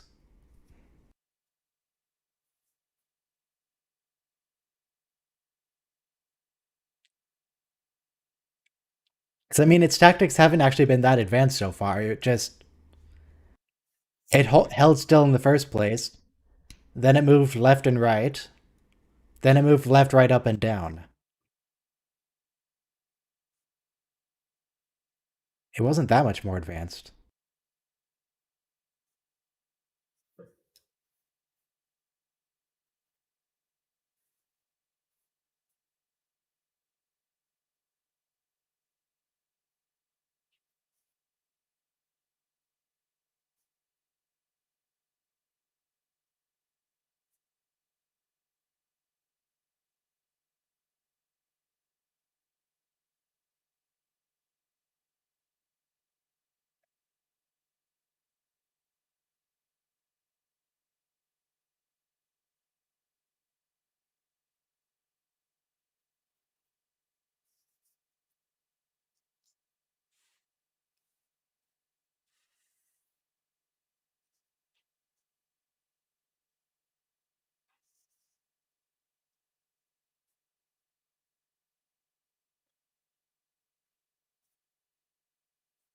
Is is this thing that's attacking the Enterprise also for sale? Could you offer to buy that?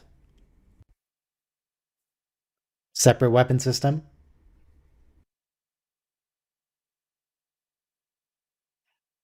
I thought it's supposed to be the same thing, but apparently not.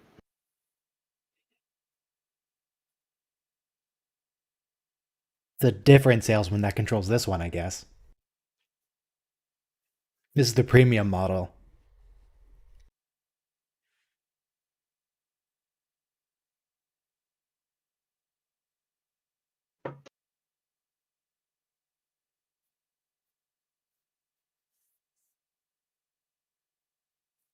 Exact same shape though, but I mean, Massive.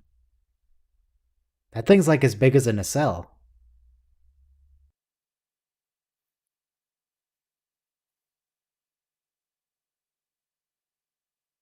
What? No. No, Jordy, get out of the atmosphere first. What are you doing? Keep the Didn't shields they up. You say the need hull those. temperature was like 3,300 degrees? Yeah, what are you doing, Jordy?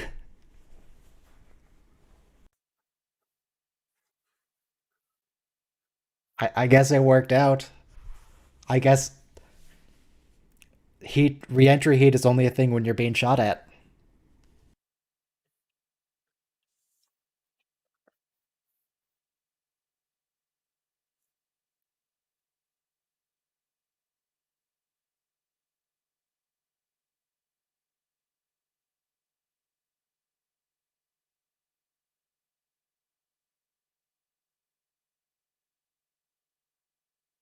So what are Picard and Riker gonna do? Are they just gonna observe? Just gonna hang out? Yeah.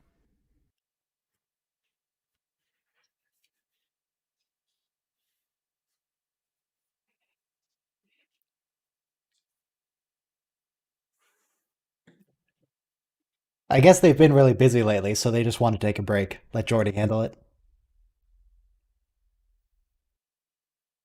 Docking takes time, it takes effort. It's a whole thing. Just let someone else do it.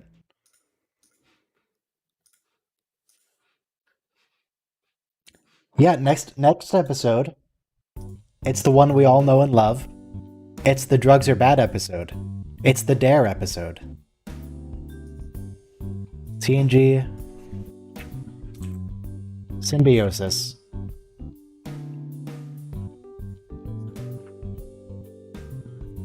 So, in this next one, in the next episode,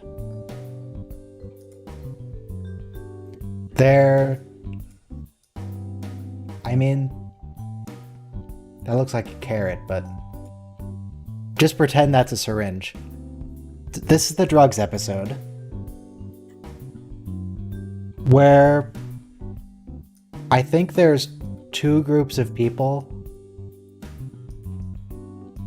one of which these people make the drugs and they give it to these people to keep them addicted to it because it's useful to them. They make the money, and then they all together end up going to the Enterprise. That's the Enterprise.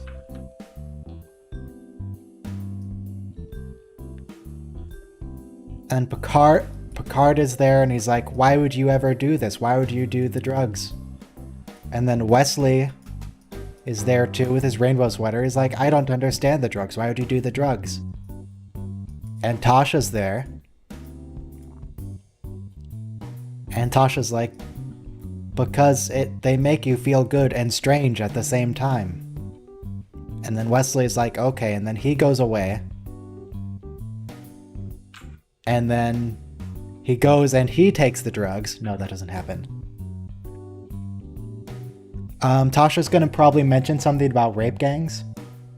I'd guess twice. I'm guessing she's gonna say that twice this episode.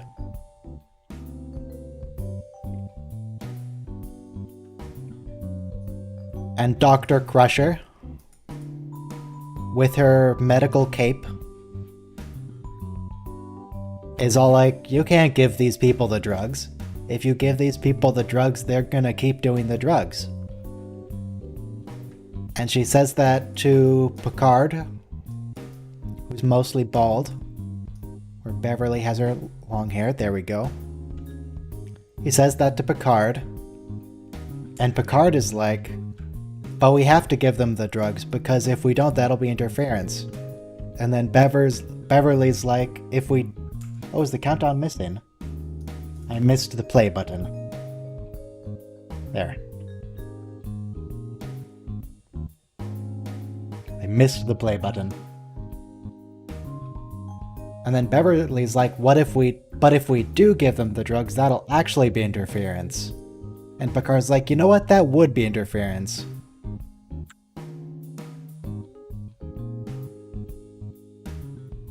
So Picard, with his mostly baldness, goes to talk to the people. The fancy people and the redneck people.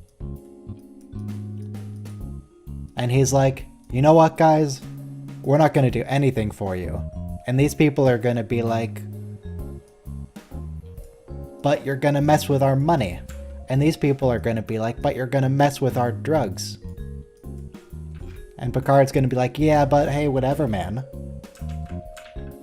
It'll work itself out. Don't worry about it. So then they all go on the transporter pad. And then they leave. They go away. They go home. And then we get the whole something something prime directive. And then Beverly with her medical cape thing goes, hang on, she needs her hair. There we go. That's what Beverly's hair looks like. And she goes something something prime directive. And that's about it. I mean, it's not really, it's kind of like it's a long jacket. She has like a blue medical coat thing, but it kind of looks like a cape.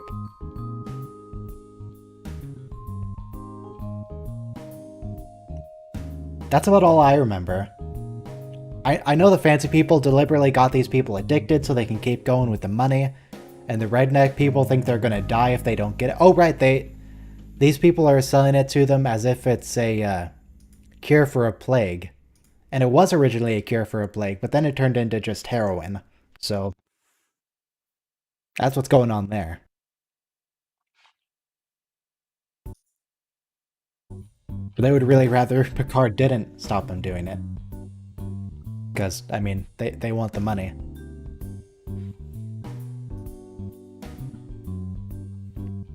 Alright, hope everyone's queued up to 0. On TNG, Symbiosis, episode 21 or 22, depending on how you count. Symbiosis. We'll be pressing play in 10. In 5, 4, 3, 2, 1, play.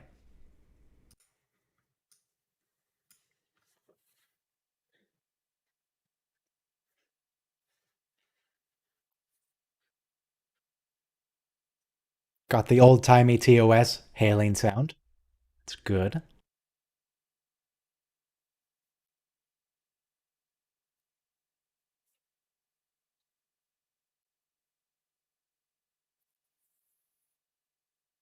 Yeah, she's got her blue medical coat.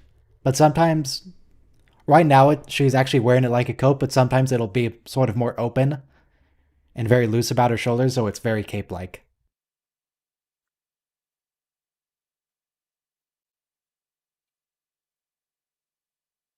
Oh, that's Majel Barrett. She's back now. She was just busy in the last episode. She didn't have time to come and do the voicing.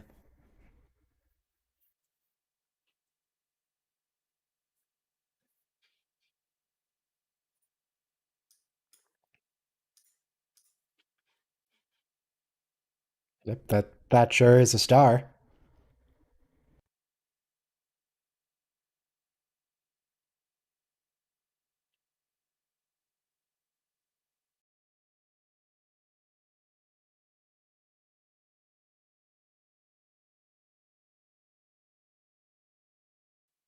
I mean, that graphic of the star doesn't look quite right, but it's close enough.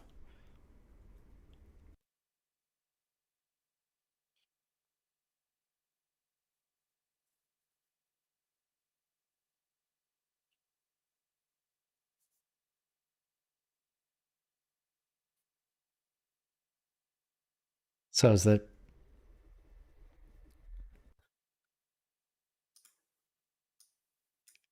is the star going to be blowing up later in this episode?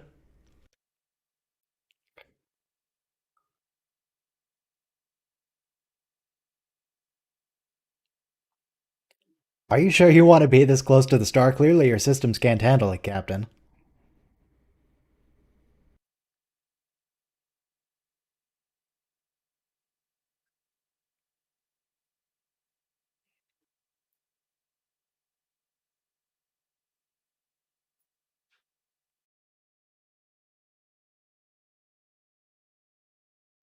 Yeah, this is the drugs episode. We're going to be doing some drugs later.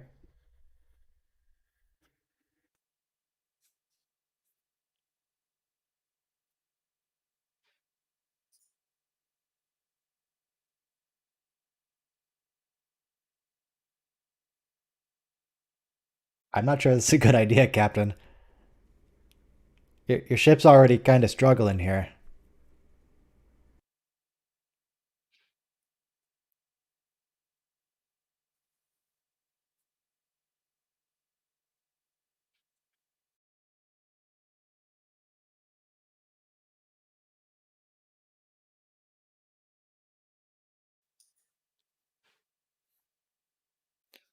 Oh, right, these people have no idea how to work their own ship.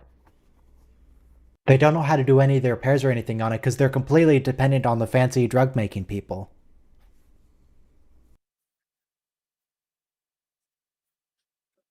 What do you mean unidentified freighter? It's the freighter's sanction. He just said the freighter's name and his name.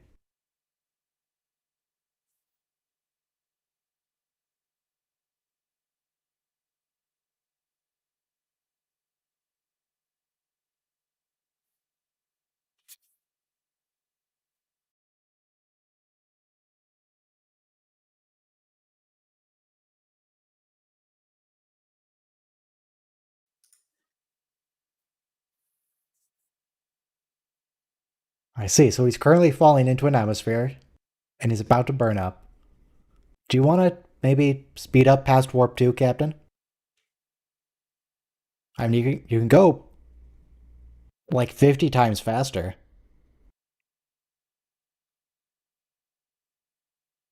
No, that's cool. Warp 2 is fine.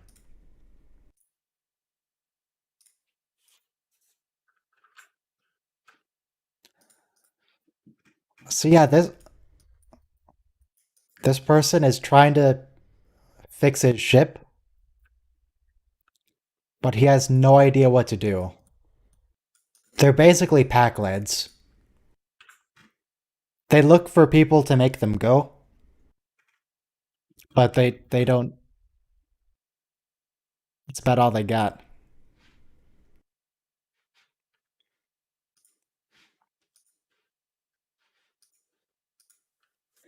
Is that actually Kirk's son? Star Trek, Kirk's son, actor. Merritt Butrick, IMDb. Star Trek.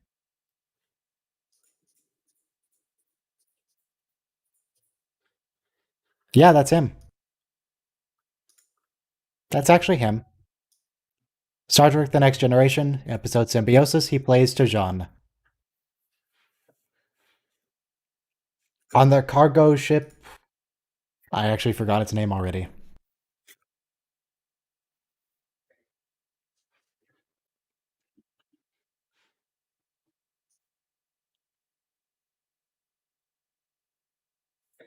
What is that graphic?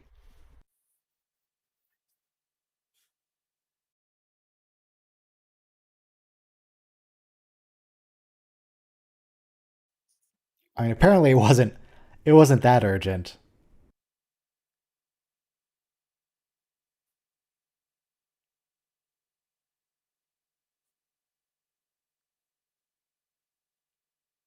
It's not unidentified, Captain.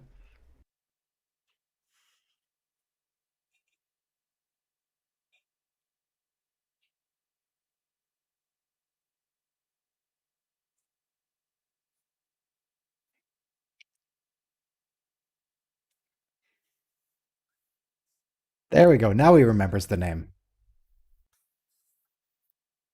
He knows the name of it now. Everything's fine.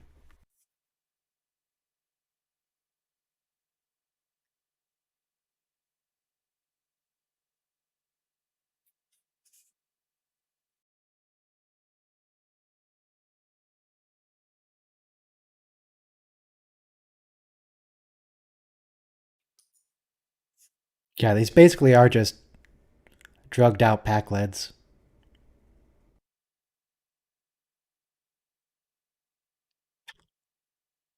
They lost the thing that makes them go.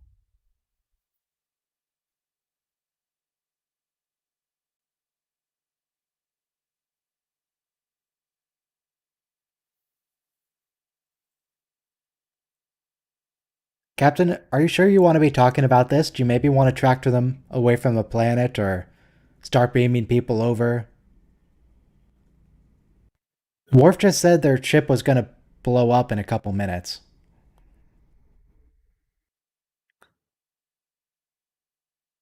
Just having a casual conversation over here.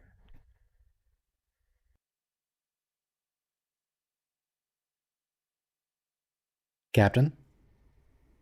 There we go.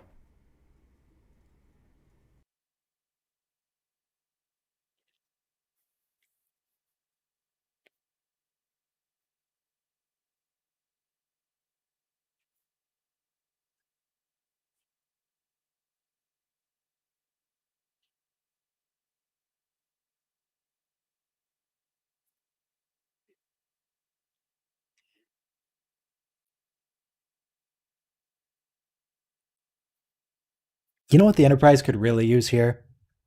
They could use a grappler like on the NX-01. That'd probably work really well here.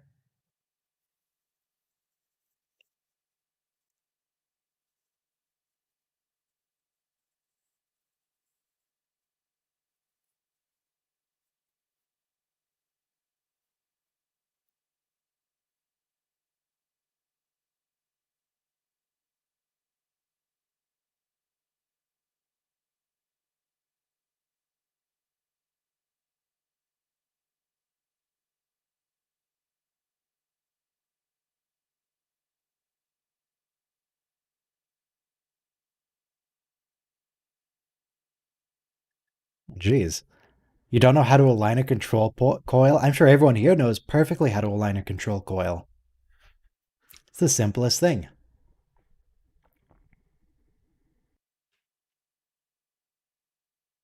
The control coil connects to the warp coil connects to the warp core connects to the deuterium tanks, the deuterium tanks connect to the antimatter holders, antimatter constrictor fields.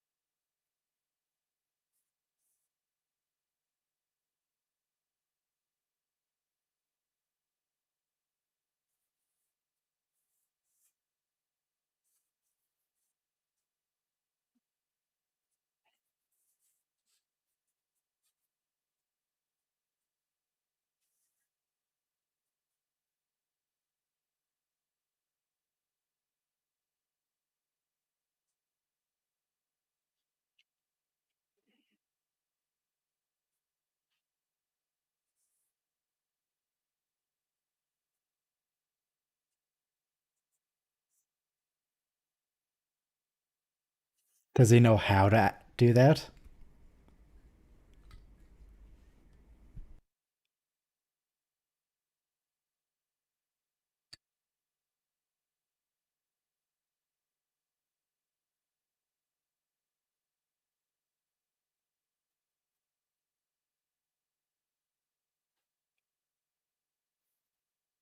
All six of you say.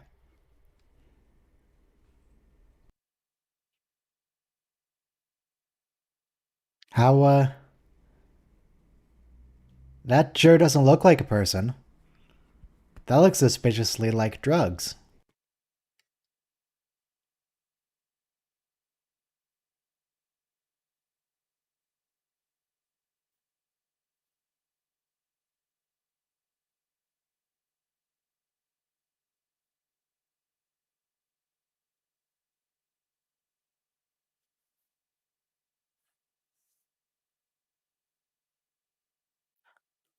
Dude, guys, maybe you should try again. Guys, you still have time. Get the cargo off the transporter pad. Guys, don't stop with the casual conversation. Beam the people over. Captain? Riker?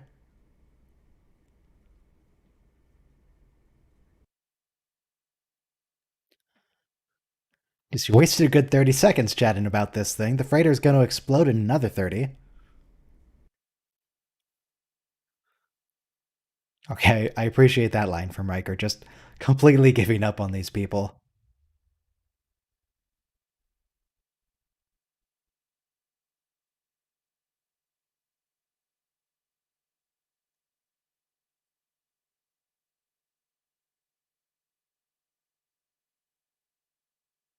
What do you mean it's too late, Tasha? You can transport people off a ship for like a good 10, 20 seconds after it explodes.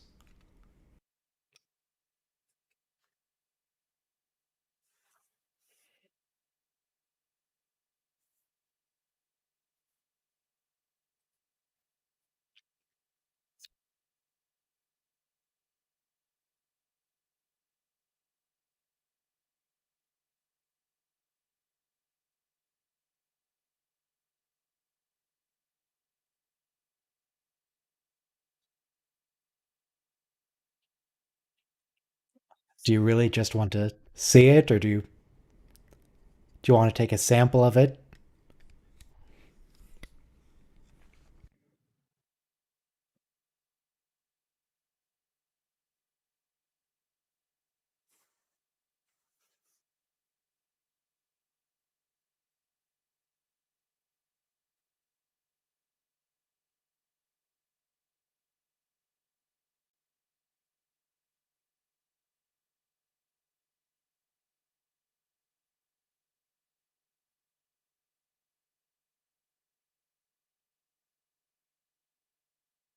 She looks really familiar.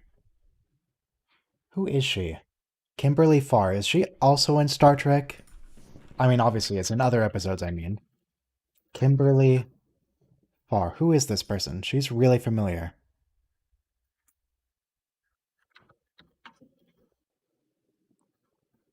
No, that's her only Star Trek episode. And she's in not much of anything else.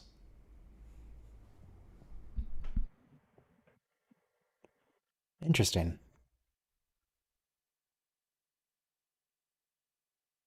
Oh, space magic.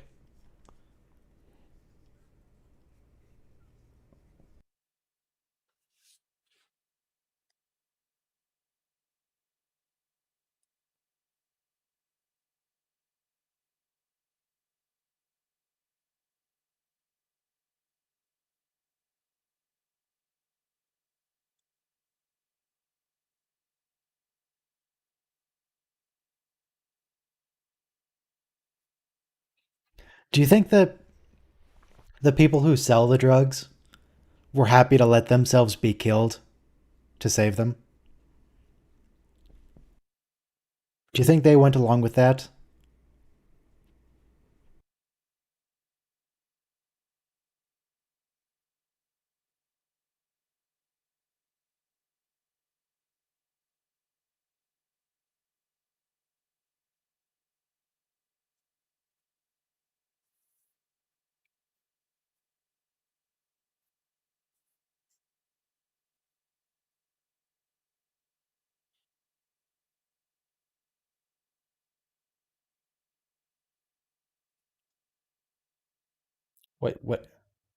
What do you mean precisely, Lieutenant Commander? Wait, what does he mean by that? Was he like was he testing her?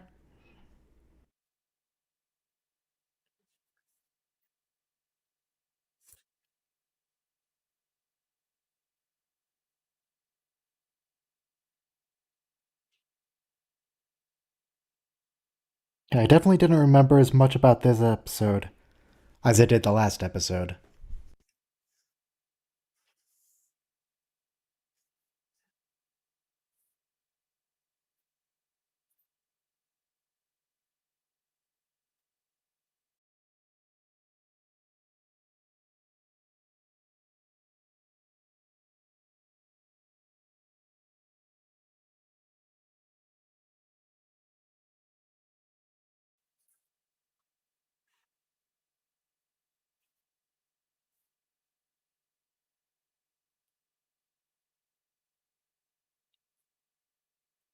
All right, Jordy's still in command. Now, is this the last time Geordi takes command? Is this the last time? Because, as we all know, he transfers to engineering later. Also, Data straight up glared at those people. I don't know why Data's upset with him.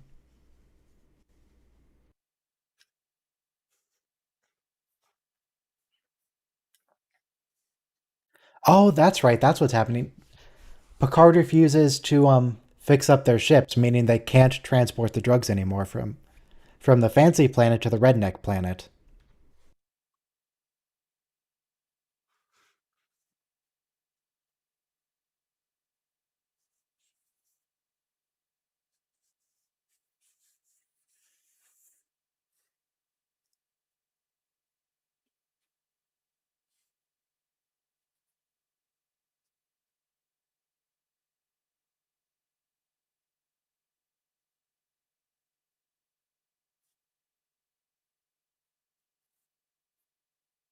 It's heroin.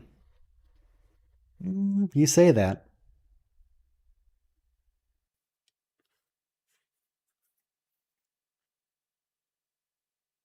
Yeah, they really do have Bajoran noses, don't they?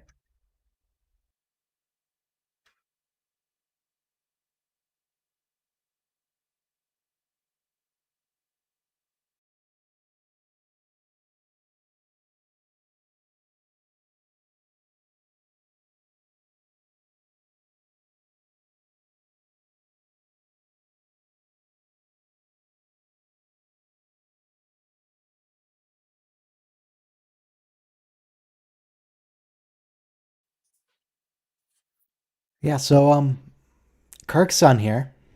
We all know he's Kirk's son. But this fellow who's on screen right now, the more gaunt guy, he's also quite familiar with Star Trek. He was in an episode of Deep Space Nine we watched last week, maybe the week before. He played a Trill there. He plays Zindi on Enterprise. He's fairly familiar with Star Trek. Richard Lineback.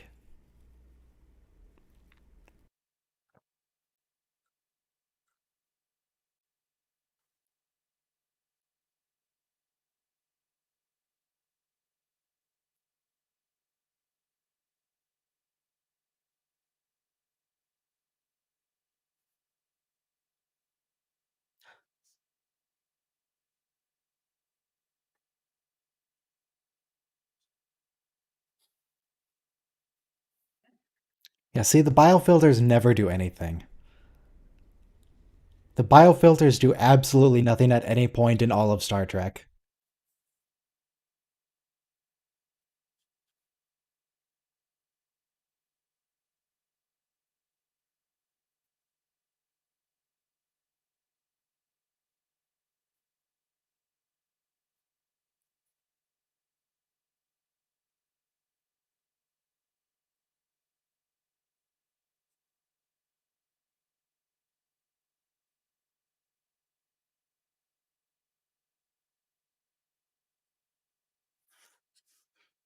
Yeah, the blonde guy, Sobe,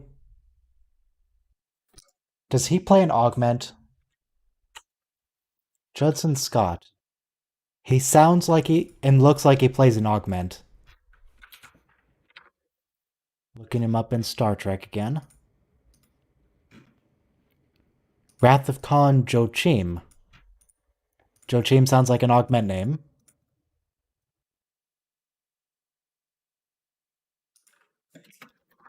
Joachim, Star Trek. Yep, he's an augment.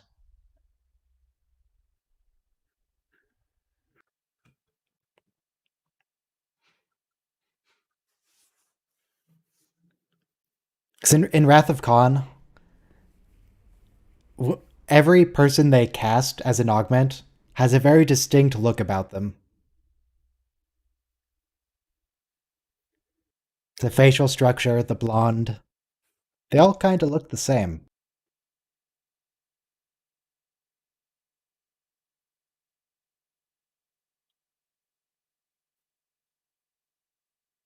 Those people, not augments. Absolutely not.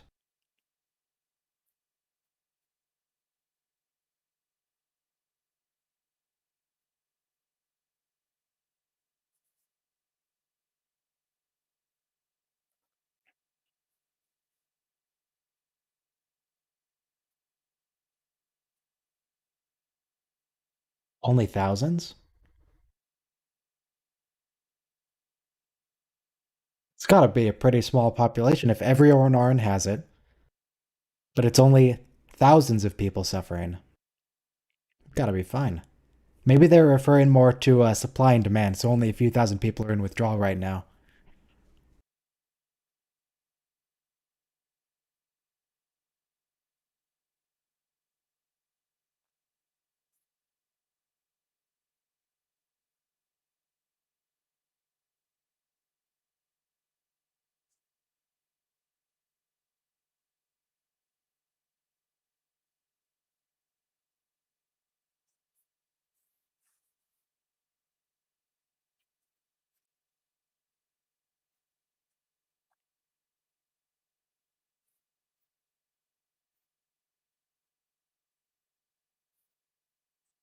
Now, if they didn't give them the medicine here, they would very quickly realize that it's not a fatal plague, and everything would work itself out.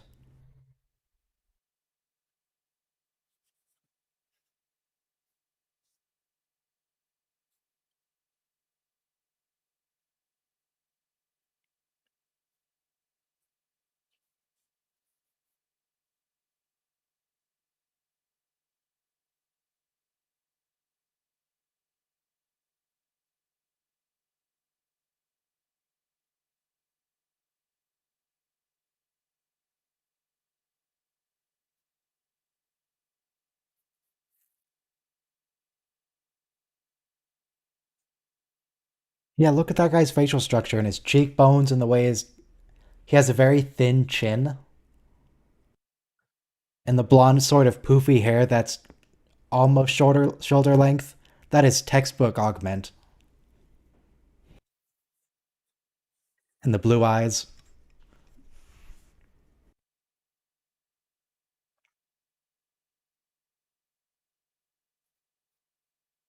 He would do very well in Germany about 80 years ago.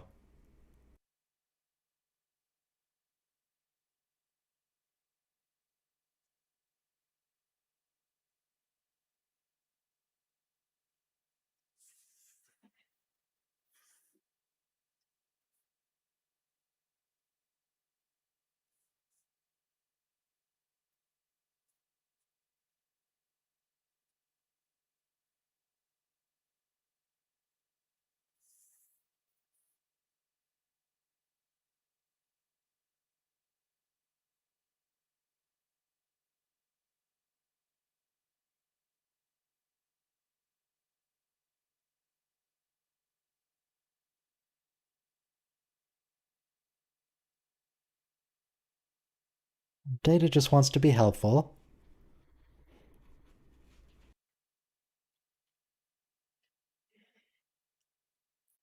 Or Data.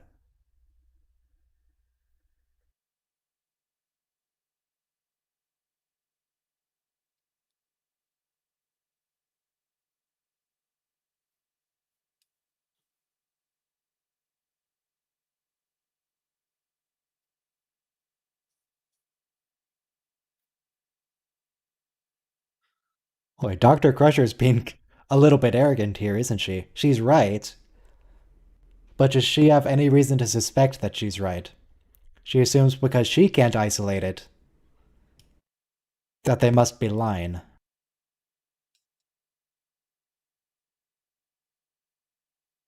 It's like Dr. Bashir.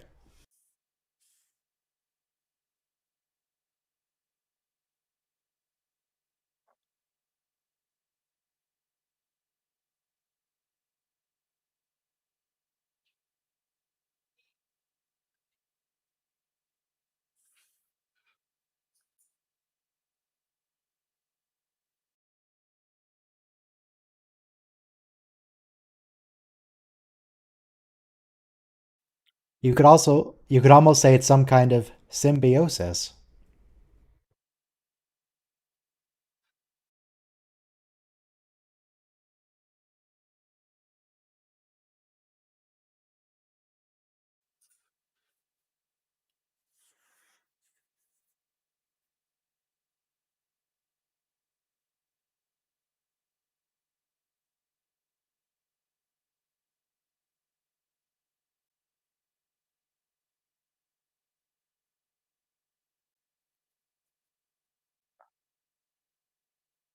That was quite the sound effect there. That's the sound effect that implies something evil just happened.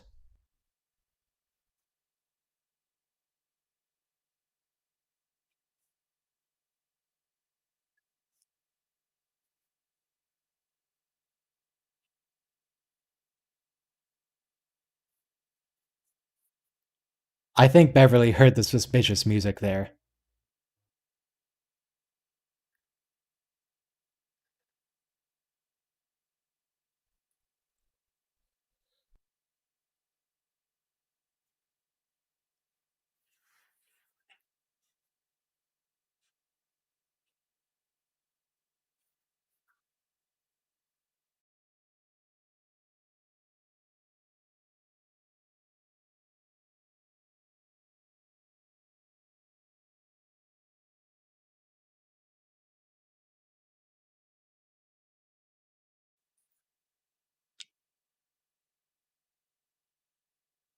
So,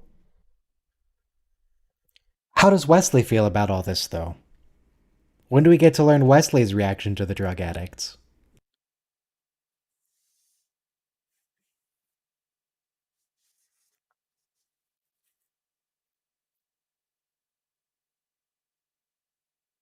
Data looking very casual here, leaning on his chair.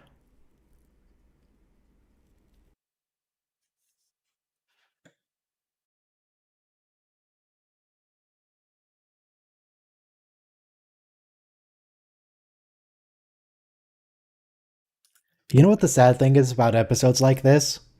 Episodes where these people have very primitive space technology and they're just complete morons compared to everyone on the Enterprise, like the Packlids. They're still way more advanced than we are. They're still beyond us. We haven't yet reached the levels of Star Trek idiots. Eventually, but not yet.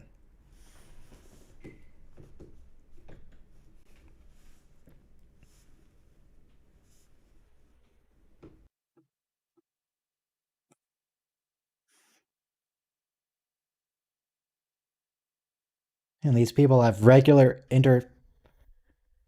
interplanetary travel, they have advanced medicine technology, they have communication with other spacefaring cultures. We ain't got nothing.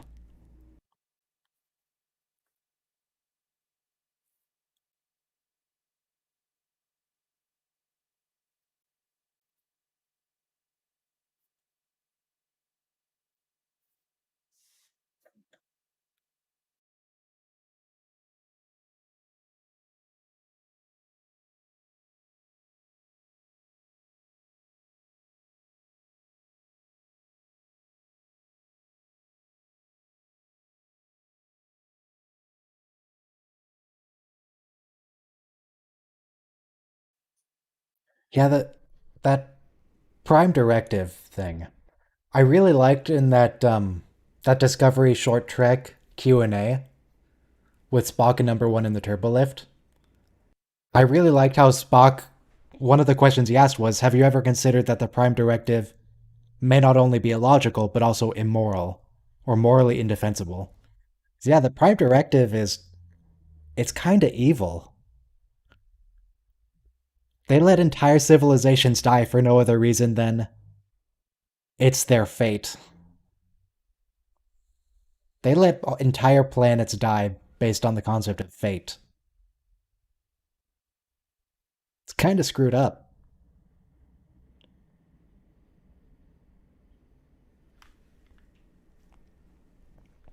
Oh, Tasha? Tasha, how do you feel about drugs?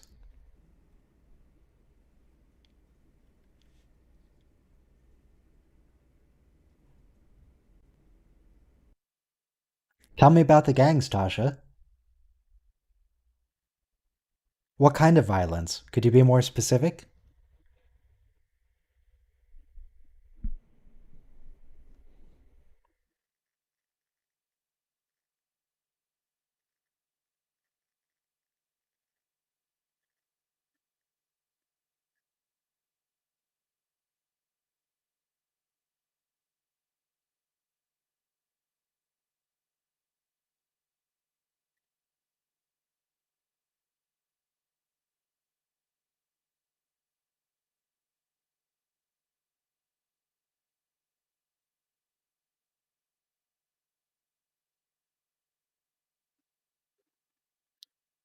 You have to keep in mind in this scene, Wesley Crusher is a Gene Roddenberry self-insert. That's what he was designed as. This is Gene saying, "I don't understand why anyone would ever do drugs. How could you even consider it? What's wrong with you people?"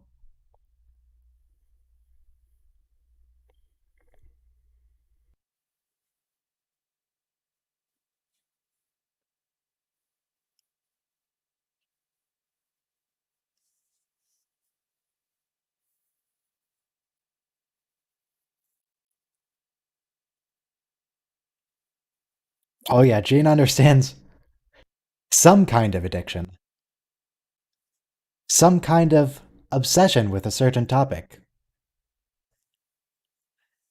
It's very easy to tell which episodes Gene Roddenberry had the most creative control over. This is one of them. Justice was another.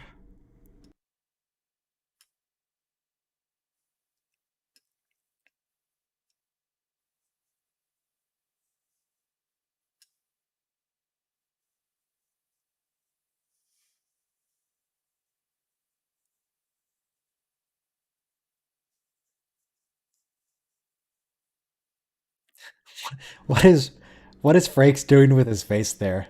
What are you doing, Jonathan?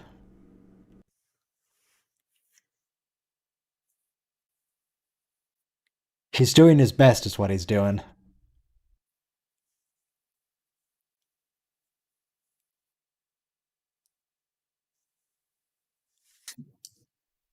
Let me hang on. Let me open up paint.net again. There we go. I need this. I need this picture for my purposes. Perfect. Thank you, Jonathan Frakes.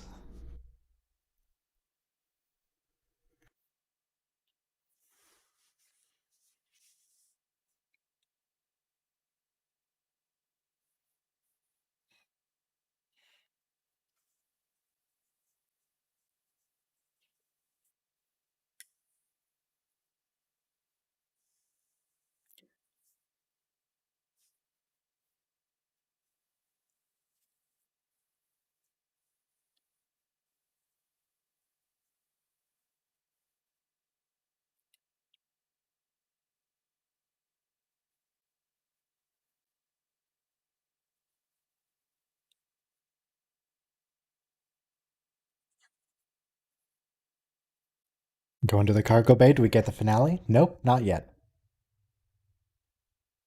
We're almost to the cargo bay.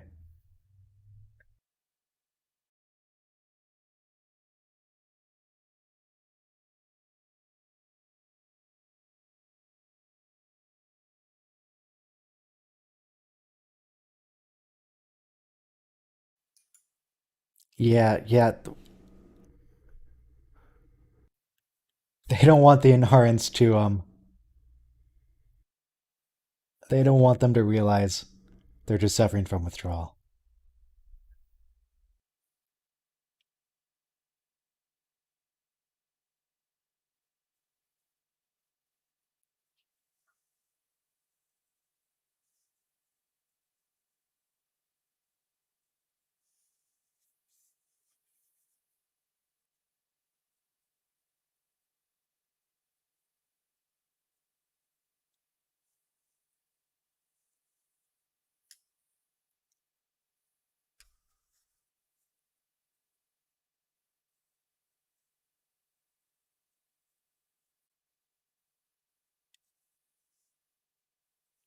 He can't do anything.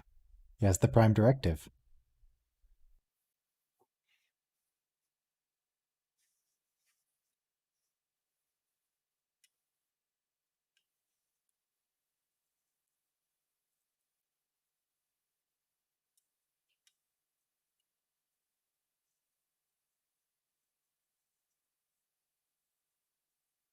The very slight smile to indicate that someone is evil. There it is.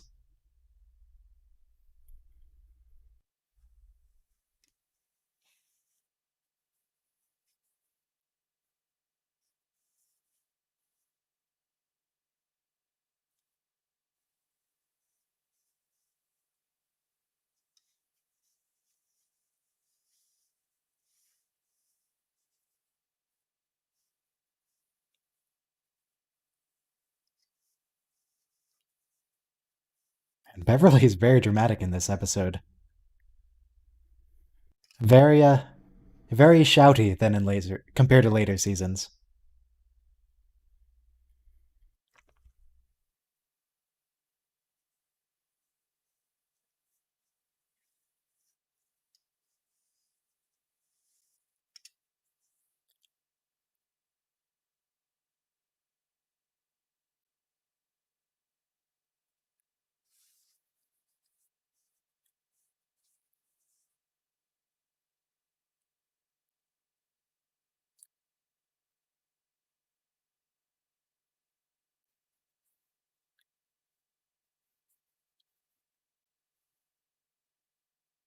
I just realized that Sobi, look under his eyes. He has very distinct hand lines like he was wearing sunglasses.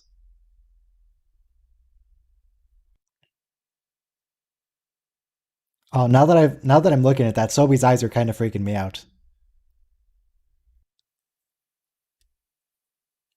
Oh yeah, this is the last episode that Denise Crosby filmed. That's right. So yeah, everyone keep a lookout as they're walking out of the cargo bay before the door closes. Denise will be waving to the camera. This isn't the last episode she's in. This is the last episode she filmed.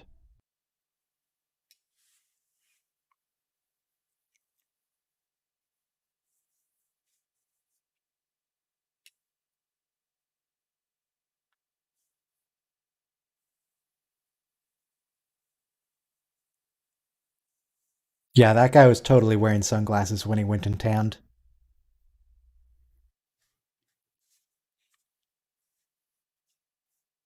There are distinct circles around his eyes.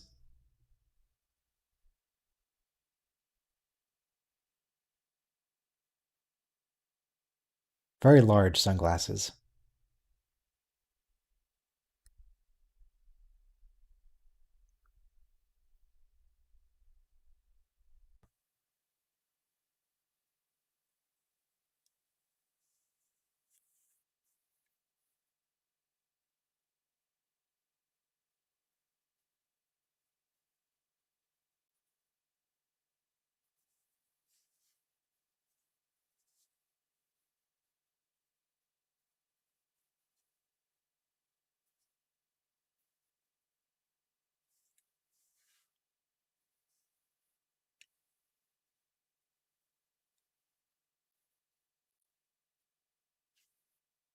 All right, the Prime Directive did something.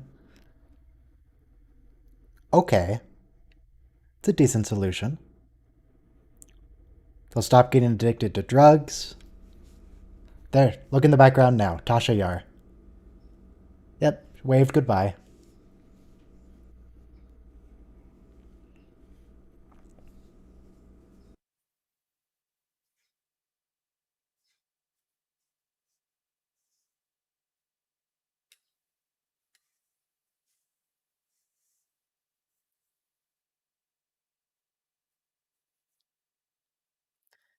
If so, we'll get.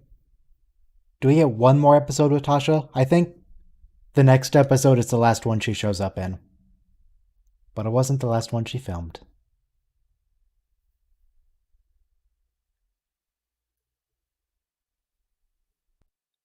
Oh, here's the speech.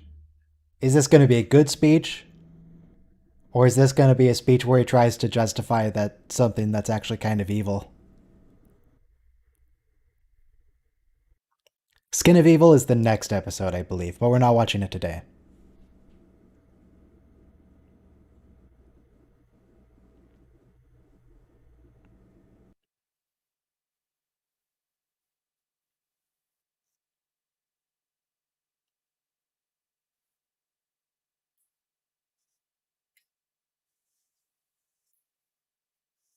Yes, but it's much easier to say the last episode Denise filmed than the last episode in which Denise was filmed. Just very wordy.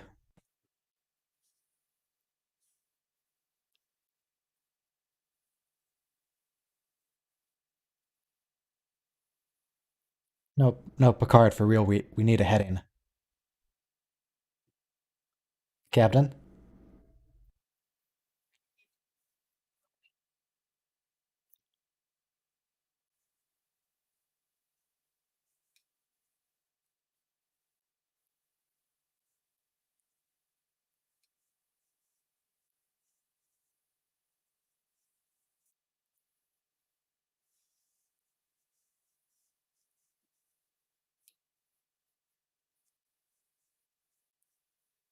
Executive producer Gene Roddenberry. Didn't see that one coming. Who could have ever guessed that this episode was written by Gene Roddenberry? Or not written by, but Gene Roddenberry had a significant hand in the creative direction of the episode. So yeah, that was that. The next episode that we're watching next week is going to be Skin of Evil, where we get to see Tasha die. Poor Tasha. It's okay. She'll get better. She stops being dead later on, so it's not a big deal. Don't worry about it.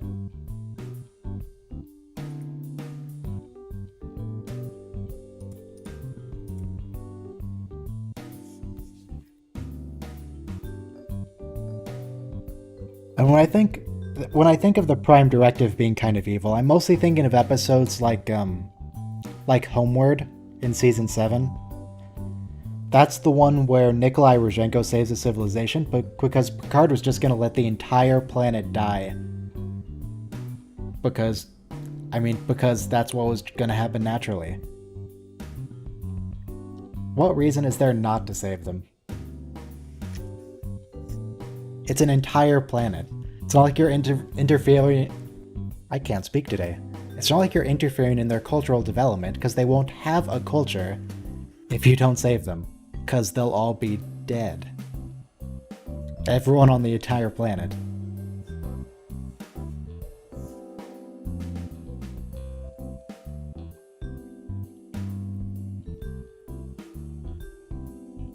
I mean, I'm not saying it's a completely evil system. I wouldn't say that at all, but sometimes they're a bit too strict in their in how they apply that particular rule. They're a little too strict when they let entire civilizations die.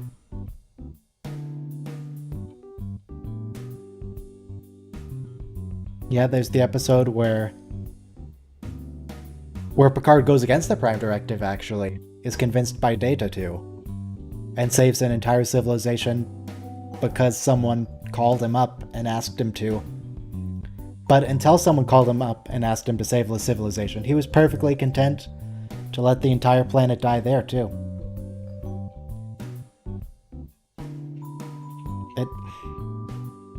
Prime Directive needs work. It's not so great. I'm with Spock on this. Let me see if I can find that little clip, actually.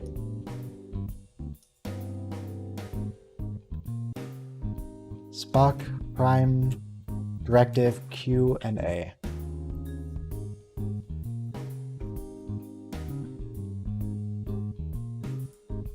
Alright, I found...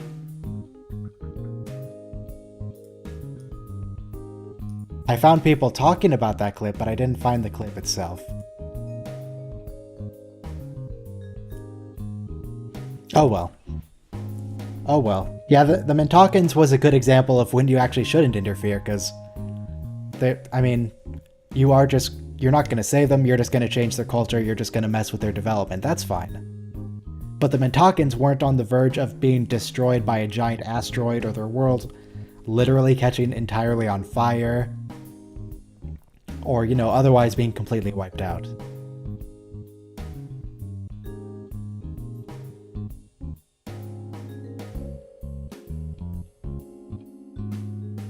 But that's enough for today. Tomorrow's Deep Space Nine, and we're on Season 2 now of Deep Space Nine. It starts with a 3-parter episode about... they're a Bajoran terrorist group, but they're bad guy Bajoran terrorists instead of the good guy Bajoran terrorists we usually interact with. It's a whole thing. So that's tomorrow, and I'll see you guys then.